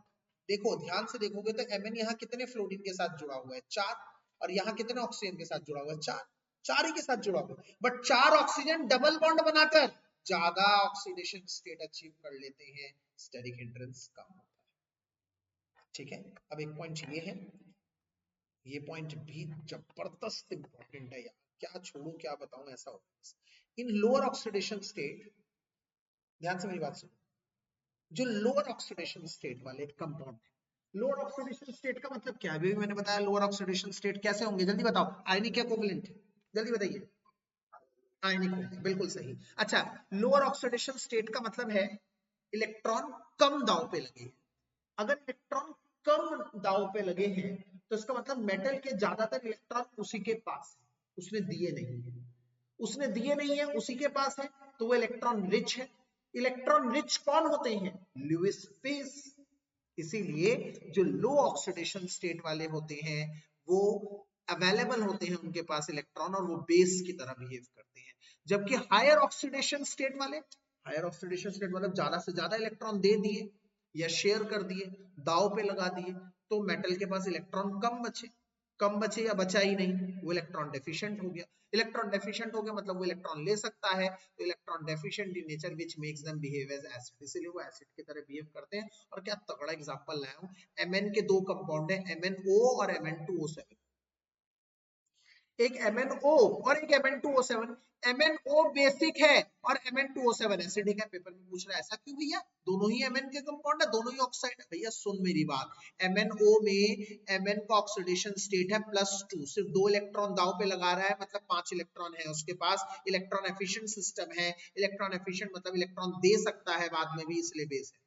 Mn2O7 में उसका +7 है, +7 मतलब सारे इलेक्ट्रॉन दाव पे लगा दिए, कोई भी इलेक्ट्रॉन नहीं बचा, इलेक्ट्रॉन डेफिशिएंट सिस्टम हो गया, मतलब इलेक्ट्रॉन लेने की फिराक में है, तो वो हुआ एसिडिक। मेरे ख्याल से मेरी बात समझ में आ रही है आप लोग। इसके बाद पीछे एक और बात भी तो लिखी है भैया, जिसपे ना आप क्या करो, मतलब ये पूरी स्लाइड इंपॉर्टेंट है, मतलब पूरा इंपॉर्टेंट है यार, मतलब 22 पेज है डी ब्लॉक के, और 22 पेज में तुम क्या छोड़ो क्या पकड़ो, यही वाली बात है। मतलब ये अगर तुम कहोगे सर इसमें सब में सबसे ज्यादा इंपॉर्टेंट क्या है, तो मैं ऑलरेडी 2025 लिख चुका हूँ, दोबारा क्या लिखूं उसके ऊपर, टॉपिक के ऊपर ऑलरेडी लिख चुका हूँ। ऑक्सीडेशन स्टेट में से क्वेश्चन छप रहा है, इसमें से 5 स्टार टॉपिक है ये, जो एकदम लेटेस्ट क्वेश्चन है कि पी ब्लॉक और डी ब्लॉक में ऑक्सीडेशन स्टेट में डिफरेंस क्या है। पी ब्लॉक और डी ब्लॉक में ऑक्सीडेशन स्टेट में डिफरेंस क्या है? दो डिफरेंस है, क्लियरली बता रहा हूँ। पहला, अभी अभी मैंने डी ब्लॉक में क्या बताया, डी ब्लॉक में बताया नीचे जाते हुए हायर ऑक्सीडेशन स्टेट की स्टेबिलिटी इंक्रीज होती है। पी ब्लॉक में नीचे जाते हुए हायर ऑक्सीडेशन स्टेट की, हायर ओएस की स्टेबिलिटी डिक्रीज होती है। पहली बात समझ लीजिए, पहली बात, on moving down the group the stability of higher oxidation state increases in p block, in d block कहाँ गया, d block moving in the group of the stability of higher oxidation increases, while in p block the stability of higher oxidation state decreases due to inert pair effect। ये क्या होता है अभी मत समझ लो, मतलब s के इलेक्ट्रॉन का पार्टिसिपेट ना करना इनर्ट पेयर इफेक्ट होता है, उसमें तो s के इलेक्ट्रॉन बढ़ चढ़ के हिस्सा लेते हैं, इसमें नहीं करते। पहला डिफरेंस। दूसरा, in D block successive oxidation state दिखाया जाता है। सक्सेसिव मतलब डी ब्लॉक में कोई +2 दिखा रहा है तो +3 दिखाएगा, +4 दिखाएगा, +5 लगातार। अच्छा, पी ब्लॉक में अल्टरनेट ऑक्सीडेशन स्टेट दिखाया जाता है, +1 दिखाएगा तो +2 नहीं, फिर +3 दिखाएगा, फिर +5 दिखाएगा, फिर +7 दिखाएगा, इस तरह से एक एक छोड़ के होता है, अल्टरनेट में। भैया ये दोनों ना बहुत इंपॉर्टेंट डिफरेंस है, मैंने आप लोगों को बता दिया। मेरा काम था बताना, आप लोगों का काम था सुनना। ये दो बहुत इंपॉर्टेंट मैंने बताए हैं डिफरेंस, पी ब्लॉक और डी ब्लॉक के ऑक्सीडेशन स्टेट में। लेटेस्ट चीज है यार, नई चीज पढ़ो, नई चीज जो पीछे नहीं आ रही। अगर फिजिक्स का पेपर बन गया जैसा तो आप लोग तैयार होगे, तब पछताना नहीं है कि सर हम एवरेज की तैयारी करके गए थे। ये स्लाइड्स मैंने स्पेशली फिजिक्स के पेपर के बाद रीडिजाइन करी है, रीस्ट्रक्चर करी है कि अगर पेपर वैसा आ गया तो भी तैयार हो तुम, नई चीजों के लिए, नई चीजों के लिए तैयार हो। क्या आ जाएगा इसके अलावा? और कुछ बचा ही नहीं है। अलग से पूछेगा तो यही पूछेगा, out of the box. In the box भी करा रखा, आउट ऑफ द बॉक्स भी करा रखा है, बात ही खत्म, तैयारी पूरी हो गई तुम्हारी, जीत है। जीत तुम्हारी निश्चित है अगर मेहनत करोगे तो, मेहनत करोगे तो जीत तुम्हारी निश्चित है। अगला आता है कलर्ड आयन। कलर क्यों बनाता है? इसके पास ज्यादातर most of the compound have coloured in solid due to the presence of unpaired. जिसके पास अनपेयर्ड इलेक्ट्रॉन है, अनपेयर्ड इलेक्ट्रॉन है, वो डी ट्रांजिशन दिखाएगा और कलर शो करेगा। ये एमसीक्यू क्वेश्चन वाला पॉइंट है, एमसीक्यू को क्वेश्चन बनता है ऐसे, समझो मेरी बात। जिसके पास अनपेयर्ड इलेक्ट्रॉन है, जैसे पूछ लिया Zn2+, Cu2+, कौन कलर्ड बनाएगा? तो आप बताएंगे Zn, पहले हमेशा 2+ है ना, मैंने आपको क्या कहा है, Zn की कॉन्फ़िगरेशन लिखो। इसीलिए जो पहली स्लाइड है वो सबसे इंपॉर्टेंट है। पेपर आते ही सबसे पहले पीछे अपना पीरियोडिक टेबल बना लेना है फटाफट से अपने आंसर शीट के पीछे। अब किसी भी कॉन्फ़िगरेशन में तुम रुकोगे नहीं, तुम्हें 2 मिनट नहीं लगेंगे। तो Zn की कॉन्फ़िगरेशन क्या होती है? 3d10 4s2, याद रखना 4s को बाहर बनाना है। और कॉपर का होता है 3d10 4s1। अब 2 इलेक्ट्रॉन निकालने के बाद बन जाएगा 3d10, और 2 इलेक्ट्रॉन निकालने के बाद ये बन जाएगा 3d9। तो इसके पास तो अनपेयर्ड इलेक्ट्रॉन है, इसके पास अनपेयर्ड इलेक्ट्रॉन नहीं है, ये कलर्ड नहीं होगा, ये कलर होगा। पेपर में कभी नहीं पूछेगा कौन सा कलर, ध्यान रखना, पेपर में सिर्फ पूछेगा 4 दे दिए, 4 में से कौन सा कलर्ड है। पेयर दे दिए, which pair is coloured, which pair is not coloured, which pair is colourless. और कलरलेस का मतलब समझ लो बच्चों, कलरलेस का मतलब यहाँ पे व्हाइट है। कोई सॉल्ट कलरलेस है, Zn2+ के सॉल्ट कलरलेस है, इसका मतलब Zn2+ के सॉल्ट व्हाइट है। इसके बाद इसमें एक बहुत अच्छा क्वेश्चन बनता है, क्या सर KMnO4 और सर K2Cr2O7, ठीक है भाई, ये दोनों है। इसमें Mn का ऑक्सीडेशन स्टेट +7 है, इसका Mn का ऑक्सीडेशन स्टेट +6 है, ठीक है भाई। इसमें भी 3d0 है, इसमें भी 3d0 है, ठीक है भाई। इनका मतलब इनमें कोई भी डी में इलेक्ट्रॉन नहीं है, तो ये कलर नहीं शो करेंगे, बट फिर भी ये कलर शो करेंगे। फिर भी ये कलर्ड होता है, ये पर्पल कलर का होता है, ये ऑरेंज कलर का होता है। इसका आंसर क्या है? LMCT, ligand metal charge transfer. Ligand, आप LMCT नहीं लिखेंगे, आप पूरा लिखेंगे लिगेंड मेटल चार्ज ट्रांसफर। इसका मतलब क्या हुआ? इसका मतलब Mn के पास जो ऑक्सीजन थे ना 4, उनमें से एक ऑक्सीजन, ये -2 -2 -2 -2, कोई एक ऑक्सीजन -1 बन जाता है, जिसकी वजह से एक चार्ज को ये मेटल को ट्रांसफर कर देता है और मेटल 3d0 से 3d1 बन जाता है। अगली बार इसकी बारी आएगी, ये -2 बन जाएगा, वो -1 बन जाएगा। फिर अगली बार ये -2 बन जाएगा, ये -1 बन जाएगा। फिर अगली बार ये -1 बन जाएगा, ये एक समय पर एक ऑक्सीजन क्रोमियम के चारों तरफ और मैग्नीज के चारों तरफ हमेशा -1 होगा। एक चार्ज हमेशा, ये लिगेंड जो 4 ऑक्सीजन है, ये लिगेंड है, ये लिगेंड एक चार्ज हमेशा मेटल को ट्रांसफर कर देंगे, जिसकी वजह से मेटल के पास हमेशा एक इलेक्ट्रॉन अनपेयर्ड रहेगा, जिसकी वजह से वो हमेशा डी ट्रांजिशन शो करेगा। बट इस पूरे प्रोसेस को डी ट्रांजिशन ना कहकर हम LMCT कहते हैं, लिगेंड मेटल चार्ज ट्रांसफर कह सकते हैं, जिसकी वजह से 3d0 होने के बावजूद KMnO4 और K2Cr2O7 कलर्ड होते हैं, कलर्ड होते हैं, ध्यान रखना। कुछ छूट रहा है क्या? हाँ, मैग्नेटिक प्रॉपर्टी। अरे भैया मैग्नेटिक प्रॉपर्टी तो इनकी ये है, ये फार्मूला कहलाता है स्पिन ऑनली फार्मूला। क्या फार्मूला? √Nn+2 Bohr magneton. इतना मैग्नेटिक प्रॉपर्टी है, तो ये क्वेश्चन भी आ सकता है। जैसे कहेगा डाइवेलेंट आयन ऑफ Mn का मैग्नेटिक प्रॉपर्टी निकालो, 4 में से बताओ क्या सही है आपके एनसीईआरटी में। तो Mn क्या होता है?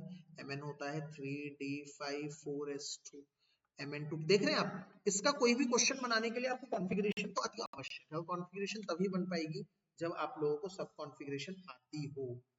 कॉन्फ़िगरेशन नहीं आती तो कैसे कर पाओगे? बेटा मेरी स्क्रीन विजिबल है ना, आप लोगों को दिख रही है ना मेरी स्क्रीन?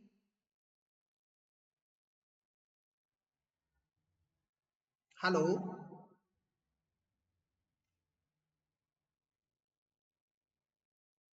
बेटा मेरी स्क्रीन दिख रही है आप लोगों को?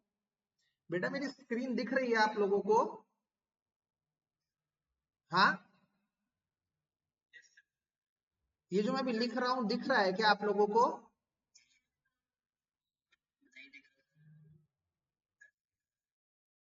नहीं नहीं, ऐसे नहीं लिखा यार, अभी जो पूरा बोल रहा हूँ सुनाई नहीं दे रहा? मैंने जो बोल रहा हूँ सुनाई नहीं दे रहा? अभी मैग्नेटिक प्रॉपर्टी बोल रहा था। कब से बंद हुई है? कब से बंद हुई है? लास्ट टॉपिक क्या सुनाई दिया आपको? अच्छा, उससे पहले LMCT का क्लियर है? अच्छा, लाइट चली गई यार, मैंने दो डिवाइस से जोड़ रखा है, मुझे पता ही नहीं चल रही है। और मैं बोले जा रहा हूँ, मुझे ध्यान ही नहीं था, वो तो अचानक मैंने देखा यार इधर क्या हो रहा है। अच्छा, LMCT वाला कॉन्सेप्ट जब मैंने बताया था वो क्लियर है ना? अच्छा, मैग्नेटिक प्रॉपर्टी से मिसिंग है।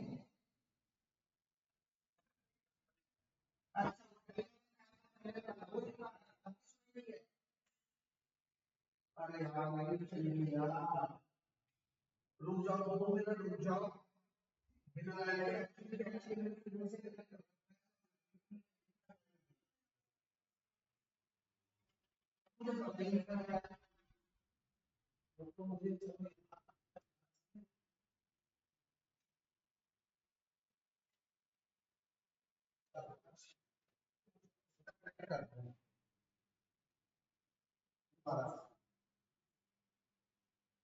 ऐसा कभी हो ना तो प्लीज बोल दिया करो यार, तभी मैं पढ़ाए जा रहा हूँ, मुझे यार पता नहीं चलेगा, फिर गड़बड़ हो जाएगी सारी।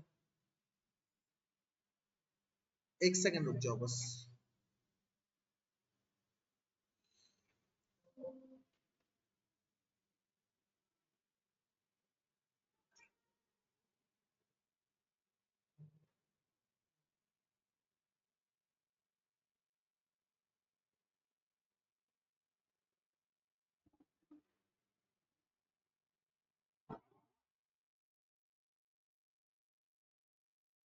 एक सेकंड होल्ड करो, तब तक पानी वानी पी लो, बस हो ही रहा है, बस नेटवर्क आ ही रहा है।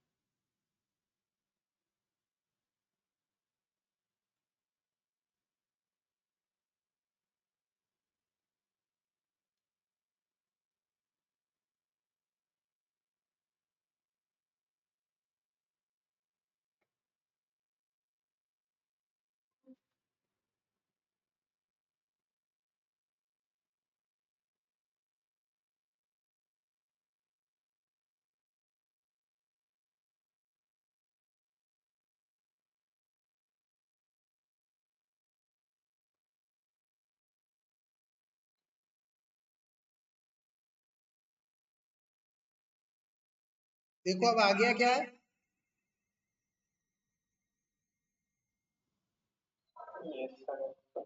चलो यार बोल दिया करो, मैं फिर नहीं तो ना समझ में नहीं आएगा मुझे। चलो कोई बात नहीं, गुड है। चलो चलो चलो, all set on the air again, okay. So अगर ऐसा क्वेश्चन आता है कि भाई साहब इसमें ये है कि इसके डाइवेलेंट आयन का मैग्नेटिक प्रॉपर्टी निकालो, तो इसके डाइवेलेंट का मैग्नेटिक प्रॉपर्टी कैसे निकालेंगे? पहले डाइवेलेंट बनाना पड़ेगा। डाइवेलेंट कैसे बनाएंगे? 3d5 4s 0 हो गया।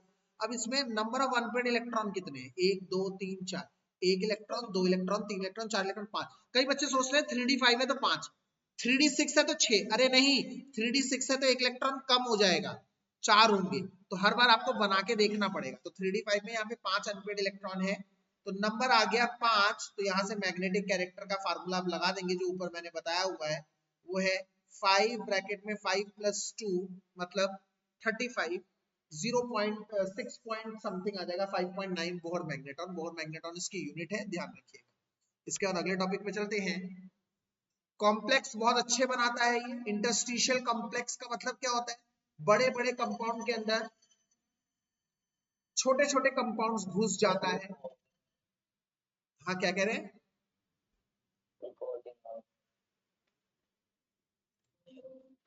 रिकॉर्डिंग तो चल ही रही है यार, रिकॉर्डिंग तो चल ही रही है, वो बीच में फिर वो स्किप कर देना। रिकॉर्डिंग को मैंने रोका नहीं। लैपटॉप तो चल रहा था, वाईफाई नहीं चल रहा था यार, इसलिए वो रुक गया था। लाइट चली गई थी ना, तो वाईफाई नहीं चल रहा था, तो मुझे पता नहीं, दूसरे डिवाइस से तो कनेक्टेड था, उससे पता नहीं। चलो, तो इसका मतलब क्या है? फॉर्मेशन ऑफ इंटरस्टिशियल कंपाउंड का मतलब क्या है यार? कि जो सॉलिड्स होते हैं ना, वो ऐसे जुड़े होते हैं, ऐसे जुड़े होते हैं। इनके बीच में जो खाली जगह होती है, इनमें दूसरे छोटे एलिमेंट फंस कर जो बना देते हैं, उन्हें इंटरस्टिशियल कंपाउंड कहते हैं। ये इंटरस्टिशियल कंपाउंड बहुत ज्यादा हार्ड होते हैं, हार्ड हार्ड होते हैं, ध्यान रखना, ठीक है ना। इसके बाद कैटालिटिक प्रॉपर्टीज पे आते हैं। भैया ये भी बहुत इंपॉर्टेंट है, कैटलिस्ट वाली बात, कि ये अच्छे कैटलिस्ट बनाती है, पेपर में पूछा जाएगा। क्यों? क्योंकि एक तीन बातें होती हैं। पहला, ये इंटरमीडिएट बनाती है सूटेबल, और दूसरा लार्ज सरफेस एरिया प्रोवाइड करती है, लार्ज सरफेस एरिया प्रोवाइड करती है। और तीसरा भी लिख लो, तीसरा, क्यों? वेरिएबल ओएस ऑक्सीडेशन शोज करती है, वेरिएबल ऑक्सीडेशन स्टेट शो करती है, ये भी एक पॉइंट। इसके बाद एलॉय फॉर्मेशन, एलॉयज भी बनाती है। एलॉयज मतलब जब एक दूसरे एलिमेंट के साथ मिक्स होकर नई चीज बनाती है, उसे एलॉय कहते हैं। जनरली आप लोगों को मैं बताऊं, ये एलॉय अच्छे बनाते हैं। क्यों? क्योंकि इनके साइज सेम होते हैं, एक जैसे होते हैं। और यहाँ पर मैंने दो एलॉय लिखे हैं जो मुझे लग रहा है आएंगे, आपके एनसीईआरटी से उठाए हैं। एक है ब्रास और एक है ब्रॉन्ज, ये दोनों इंपॉर्टेंट है, याद कर लीजिएगा। ब्रास में कॉपर जिंक के साथ है, देखो ये भी डी ब्लॉक, ये भी D block, but copper transition element है, जिंक नॉन ट्रांजिशन एलिमेंट। यहाँ पर कॉपर डी ब्लॉक और टिन जो है वो पी ब्लॉक का है, तो यहाँ पर बड़ा वेरिएशन है। तो डी ब्लॉक के साथ बना सकता है, डी ब्लॉक पी ब्लॉक के साथ भी बना सकता है, transition element non transition element के साथ भी बना सकते हैं। तो ब्रास और ब्रॉन्ज ये दोनों बहुत क्लोज कॉल है यार, कॉपर जिंक और कॉपर टिन, प्लीज इनको याद कर लीजिएगा। पहला पार्ट हुआ खत्म। ये पूरा चैप्टर तीन भागों में बटा हुआ है। एक तो डी ब्लॉक की प्रॉपर्टीज जो हमने कर ली, एक डी ब्लॉक के कंपाउंड्स, और तीसरा एफ ब्लॉक। तो अब हम आ जाते हैं दूसरे पार्ट पे, compounds of D block. Compounds of D block पे आइए, आप लोगों का स्वागत है। तो कंपाउंड्स ऑफ डी ब्लॉक क्या है, ध्यान से देखिए जरा। कंपाउंड्स ऑफ डी ब्लॉक में आप लोगों को पता होना चाहिए कि पोटेशियम डाइक्रोमेट, बहुत ध्यान से सुनिएगा, और बहुत स्पीड बढ़ा रहा हूँ, 2x स्पीड के साथ बोलूंगा, ध्यान से सुनते रहिएगा मेरी बात को। अब जो मैं करा रहा हूं, अब थोड़ा सा तेजी से चलूंगा, तेजी से। पोटेशियम डाइक्रोमेट, पहले तो इसका यूज एलम बनाने में, फिटकरी बनाने में, लेदर को टैन करने में, लेदर को टैन मतलब लेदर में से कलर हटाना, इसमें यूज होता है सबसे ज्यादा। ठीक है, ये कहां से बनता है? क्रोमाइट ओर से बनता है। क्रोमाइट ओर का फार्मूला याद करके जाना है, FeCO.Cr2O3, दो ओर से मिलकर बना है, इसलिए मिक्स्ड ओर है। इसको बनाने के तीन रिएक्शन है, लर्न लर्न लर्न। लर्न करना है, लर्न याद करना है जिंदगी के आखिरी कोने तक। पेपर में आएगा, डायरेक्ट लिख दोगे, पेपर में सीधे क्वेश्चन आएगा, how will you prepare potassium dichromate, right the reaction involve in the preparation of potassium dichromate, सीधे लिख दो। इसके बाद एक बड़ा अच्छा क्वेश्चन, हमें बचपन से पढ़ाया जाता है पोटेशियम और सोडियम भाई भाई है, जहां पर पोटेशियम होगा वहां पर सोडियम लिख दो तो कोई फर्क नहीं पड़ता, KOH की जगह NaOH लिख दो, कोई फर्क नहीं पड़ता। बट यहाँ पर फर्क पड़ता है, यहाँ पर हम क्यों नहीं Na2Cr2O7 लेते, क्यों नहीं लेते? क्यों नहीं लैब्स में पोटेशियम डाइक्रोमेट की जगह सोडियम डाइक्रोमेट लेते हैं? क्योंकि पोटेशियम डाइक्रोमेट सोडियम डाइक्रोमेट में एक अंतर है, क्या? ये डेलिसिक्वेंट है। डेलिसिक्वेंट का मतलब क्या होता है? विच एब्जॉर्ब्स H2O, जो नेचर से एब्जॉर्ब करता है H2O। मैं आपको एग्जांपल बताऊं बेटा, ध्यान से देखना। हमारे घरों में जो नमक होता है ना, NaCl, वो फ्री फ्लो नहीं होता, कुछ देर छोड़ दो खुला हवा में, वो नमक के ढेले बन जाते हैं, क्योंकि वो सोडियम है। सोडियम की प्रॉपर्टी है डेलिसिक्वेंट। अच्छा, इससे क्या होता है? यस, आगे देखो ना क्या लिखा है, इसका रीजन, ये चेंजेस इट्स कंसंट्रेशन, इसकी कंसंट्रेशन बदलती रहेगी क्योंकि पानी को अब्सॉर्ब कर लेगा, and can not be taken as primary standard solution, इसको स्टैंडर्ड सॉल्यूशन कभी नहीं ले सकते।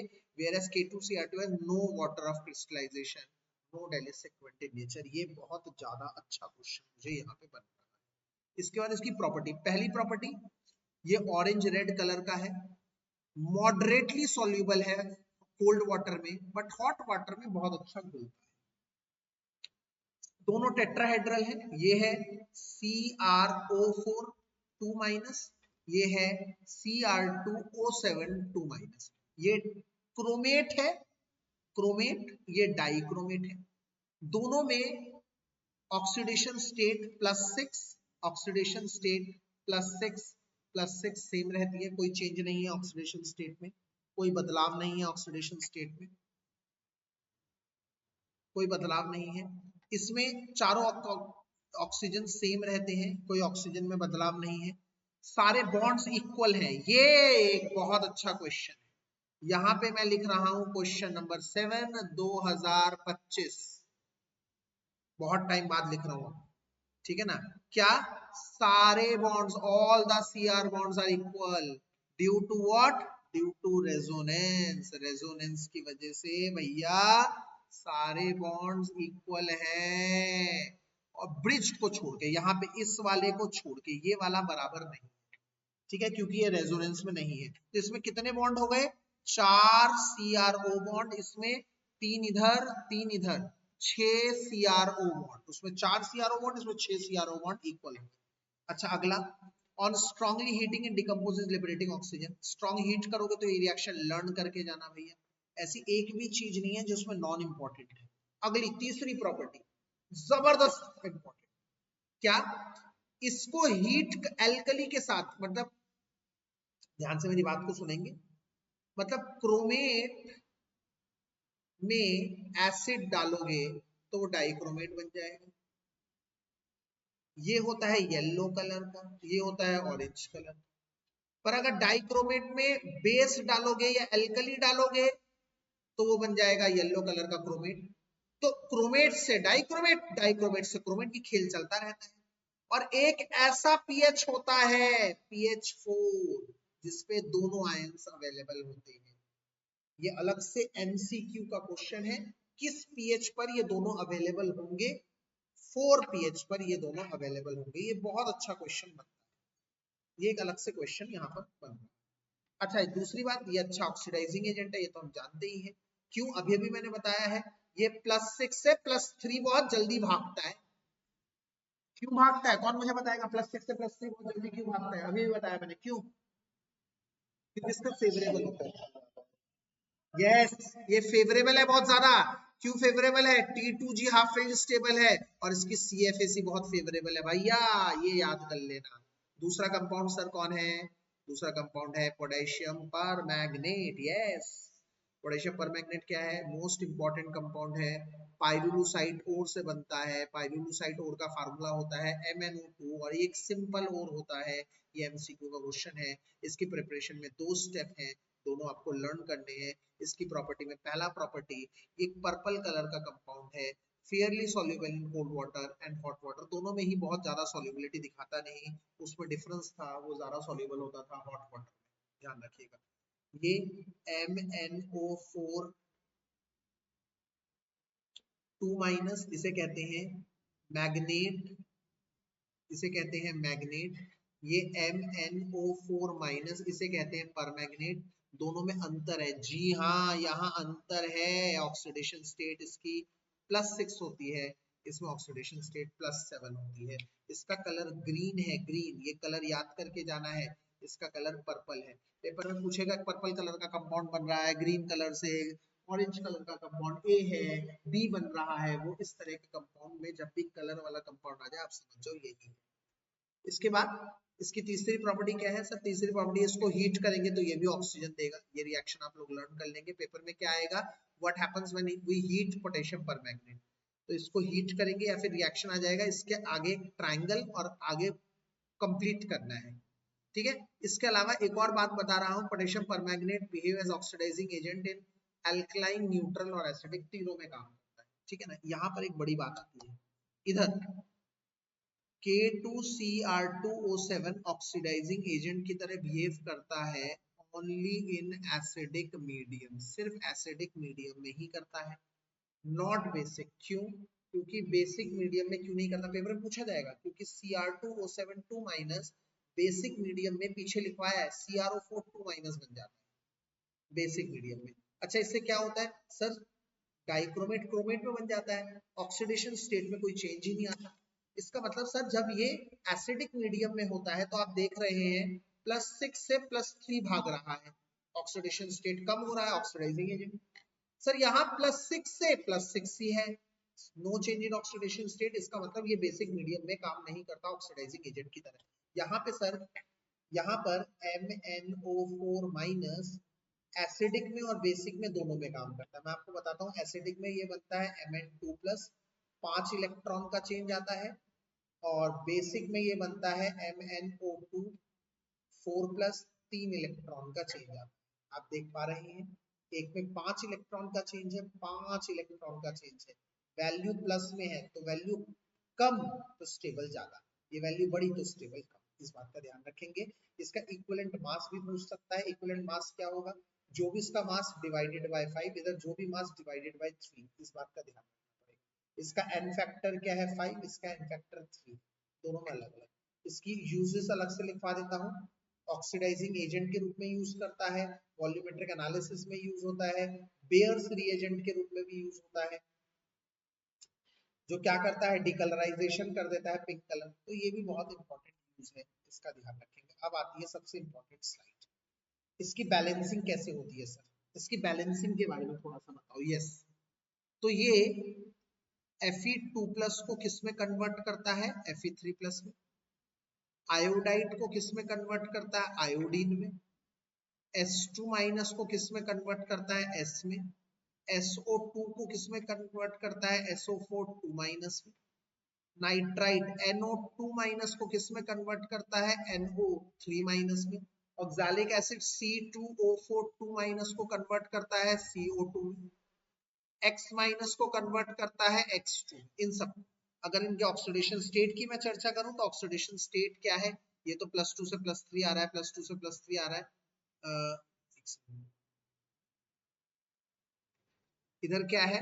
+4, इधर क्या है? +6, इधर क्या है? +3, इधर क्या है? +5, इधर क्या है? +3, इधर क्या है? +4। ये ऑक्सीडेशन स्टेट समेत लर्न करना, ये समेत लर्न करने हैं आपको। न्यूट्रल मीडियम वाले नहीं करना, मत करिएगा। एल्कलाइन मीडियम में सिर्फ एक करना, वो है, ये है आयोडाइड से आयोडेट बन रहा है। आयोडेट मतलब क्या होता है? IO3 माइनस, IO3 माइनस, ठीक है ना? IO3 माइनस बनता है, ठीक है। तो अब इसमें आप देखेंगे -1 से ये क्या बन रहा है? +5 बन रहा है, -1 से +5 बन रहा है। तो इस बात को आप ध्यान करना, ये सब मोस्ट इंपॉर्टेंट है। इसका यूज कैसे करोगे यार, इसका यूज कैसे करोगे, ये मैं भी आपको सिखा रहा हूँ। यही आज की क्लास की आप समझ लो एक इंपॉर्टेंट चीज है। इस पे थोड़ा सा 5 मिनट या 10 मिनट मैं आप लोगों को लूंगा, 5 या 10 मिनट का टॉपिक आप लोगों का, यहाँ पर 10 मिनट लगेगा, ठीक है क्या? इसका यूज कैसे करना है मैं आपको बताऊं। देखिए, पेपर में आएगा कंप्लीट द रिएक्शन, यहाँ से क्वेश्चन नंबर 8 बन रहा है 2025 का।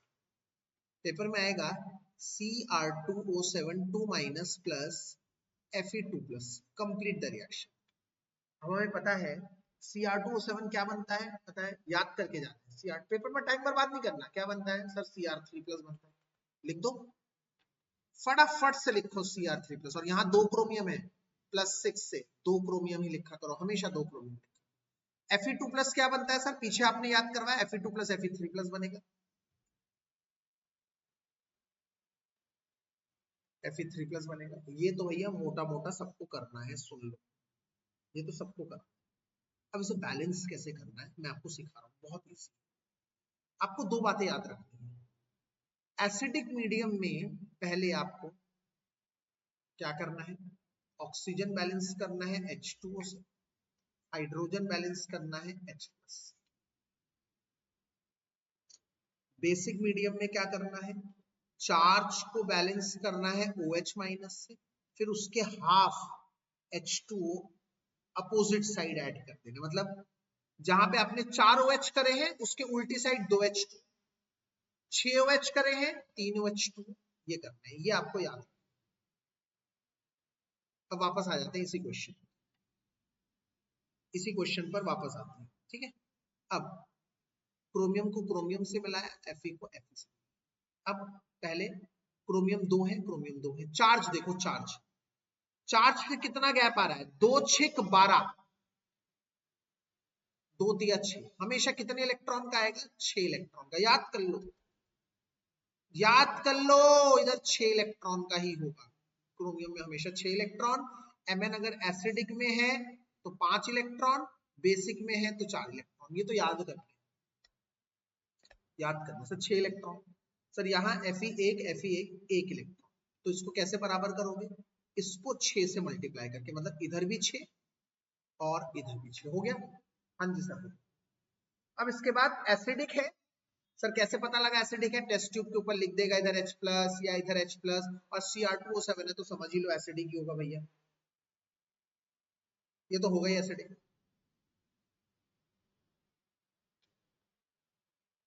है ना, ये तो होगा ही एसिडिक। अब क्या करना है, यूं करना है भाई, इधर है ऑक्सीजन को करना है H2O से और उसके डबल इधर, और शॉर्टकट लिख देता हूं, डबल H+ अपोजिट से, ठीक है। तो इधर 7 ऑक्सीजन है सर, ओह माय गॉड, तो 7 ऑक्सीजन इधर लिख दो, और 7 ऑक्सीजन करें तो 14 H+ यहाँ कर दो, हो गई बैलेंस, खत्म। कोई बड़ी बात नहीं है, बहुत आसान है ये क्वेश्चन। एक और करता हूं मैं, ठंडे दिमाग से देखो, Mn का, मान लो MnO4- प्लस I- आ जाता है और एसिडिक में और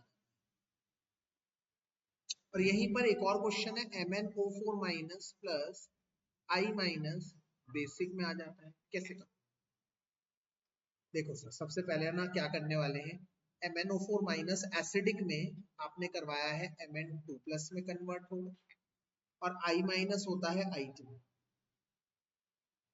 तो सर इधर MnO4- बेसिक में आपने करवाया है MnO2 में होगा, और I- इकलौता है जो इधर कुछ और करता है और इधर कुछ और करता है, वहां I- से I2 बनता है, यहाँ I- से IO3- बनता है, ये डिफरेंस है।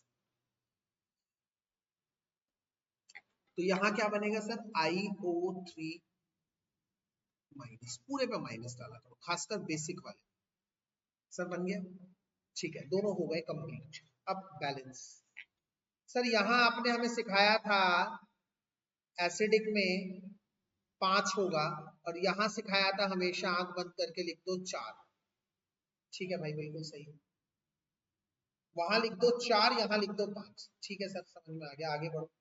सर आयोडीन में यहाँ कितना है, यहाँ 1 आयोडीन, वहां 2 आयोडीन है, तो सबसे पहले तो 2 आयोडीन करो, अब 2 माइनस और इधर अकेले चार्ज 0, तो 2 माइनस और 0 कितना चेंज आया है, 2 का चेंज आया है, तो सर इसे कैसे बैलेंस करेंगे, सर ऊपर वाले को 2 से और नीचे वाले को 5 से मल्टीप्लाई, ऊपर वाले को 2 से, इधर 2 कर दिया, इधर 2 कर दिया, नीचे वाले को 5 से, इधर 5 करोगे तो 2 ऑलरेडी लिखा हुआ है यहाँ पर, तो 5 दूनी 10, और यहाँ 5 करोगे तो हो जाएगा 5, बैलेंस हो गया सर।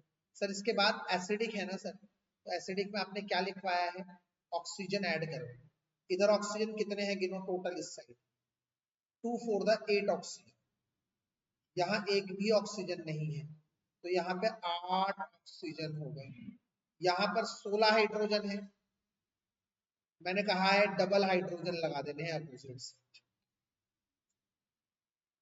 ठीक है। अब यहाँ देखो, यहाँ क्या सीन है सर, हाँ बताइए, हाँ 3, ये रहा, मैंने 3 लिखा है, इधर मिस्टेक से हमने लिखा, ये रहा 3 इलेक्ट्रॉन, तो अभी हम करते तो देख लेते, गुड 3 है। अब इधर हमने इसको यहां से जोड़ दिया, -1 से +5, कितना चेंज आ रहा है, नंबर लाइन पे चेक करो, -1 से +5 6, बिल्कुल सही। कैसे बैलेंस करेंगे उसको 2 से, इधर भी दो, इधर भी दो, हो गया। अब चार्ज को करना है OH माइनस से चार्ज। तो यहाँ कितने चार्ज हो गए देखो, 2 नेगेटिव चार्ज है इधर और 1 नेगेटिव, टोटल 3 नेगेटिव है। उधर कितना चार्ज है, MnO2 के ऊपर तो कोई भी नेगेटिव चार्ज नहीं है। इधर कितना है, 1 नेगेटिव है, 1 नेगेटिव, उधर 3 नेगेटिव है, तो यहाँ 2 कम है। तो बॉस 2 कम करने के लिए 2 OH माइनस लगाऊंगा और उसका आधा 1 H2O इधर ऐड कर दूंगा, बैलेंस। ये क्वेश्चन छपेगा, पेपर में आएगा। इसके बाद आते हैं लैंथेनाइड्स। पार्ट 3 पे लास्ट पार्ट है, लास्ट फेज है चैप्टर का। लैंथेनाइड में क्या है, लैंथेनाइड कॉन्ट्रैक्शन है। लैंथेनाइड कॉन्ट्रैक्शन से क्या होता है, दो चीजें होती हैं। लैंथेनाइड का कॉन्फ़िगरेशन बहुत इंपॉर्टेंट है, ड्रॉ कर लीजिएगा कॉन्फ़िगरेशन। जिरकोनियम हॉफनियम का साइज सेम होता है, बता चुका हूं, और बेसिसिटी डिक्रीज होती है, ये भी बता चुका हूं। यूजेस, मेन यूज क्या है इसका, मेन यूज है मिश मेटल बनना, मिश मेटल बनना। लैंथेनाइड को रेयर अर्थ मेटल भी कहते हैं, अलग से एमसीक्यू क्वेश्चन आ जाता है, which of the following is a rare earth metal, lanthanides. इसकी केमिकल प्रॉपर्टी ये रही, याद कर लेना, यहाँ पे मिश मेटल बहुत इंपॉर्टेंट है। ये मैंने आप लोगों को क्लास में जैसे करवाया हुआ एज इट इज है, यहाँ पर कुछ खास नहीं है मिश मेटल के अलावा। उसमें कॉम्पोजिशन ध्यान रखना, 95% लैंथेनॉइड है और 5% आयरन है।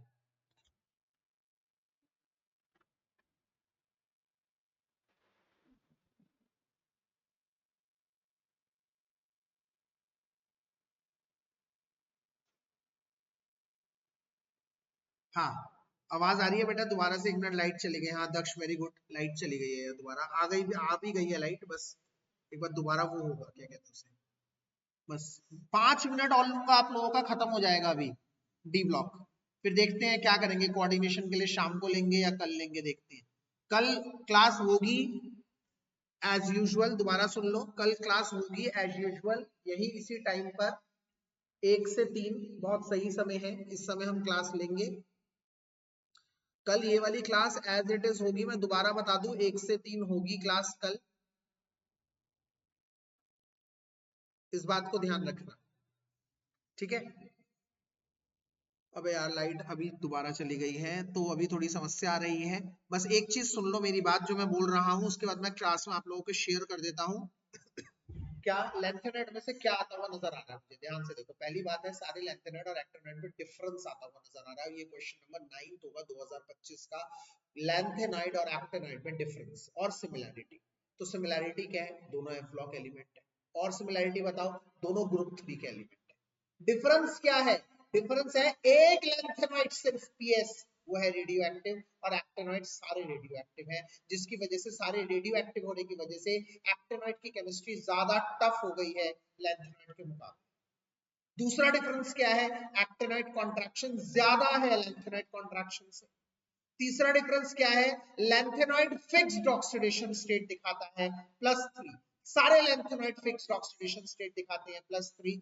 एक्टिनॉइड वेरिएबल ऑक्सीडेशन स्टेट दिखाते हैं। पेपर में पूछा जाएगा वेरिएबल ऑक्सीडेशन स्टेट क्यों दिखाते हैं, क्योंकि एक्टिनॉइड में 7s 6d और 5f यूज होता है, जिसमें एनर्जी बहुत कंपेरेबल होती है, जो मैं स्लाइड भेजूंगा उस पर लिखा हुआ है, आपको समझ में। इसके अलावा एक और चीज बड़ी इंपॉर्टेंट है, वो है, ऐसा इकलौता लैंथेनॉइड बताओ जो +4 ऑक्सीडेशन स्टेट दिखाता है, सीरियम। क्यों दिखाता है, क्योंकि वो नोबल गैस कॉन्फ़िगरेशन, इसीलिए सीरियम 4+ एक ऑक्सीडाइजिंग एजेंट है। ऐसे दो लैंथेनॉइड बताओ जो +2 ऑक्सीडेशन स्टेट दिखाते हैं, +2 ऑक्सीडेशन स्टेट दिखाता है, एक यट्टरबियम और दूसरा यूरोपियम, ये दोनों दिखाता है, इसलिए ये ऑक्सीडाइजिंग एजेंट होते हैं, सॉरी रिड्यूसिंग एजेंट होते हैं, क्योंकि अपना ऑक्सीडेशन स्टेट करके ग्रुप ऑक्सीडेशन स्टेट अचीव करते हैं। आज के लिए यहीं पे छोड़ूंगा, ग्रुप में मैं शेयर कर रहा हूँ आप लोगों की detail. That's it from my desk everyone, कल 1 बजे मिलेंगे। आज दोबारा शाम को मिलेंगे या नहीं मिलेंगे कोऑर्डिनेशन के लिए, या कल ही मिलेंगे, इनकी अपडेट आप लोगों को ग्रुप में आ जाएगी। That's it everyone, God bless, take care, bye.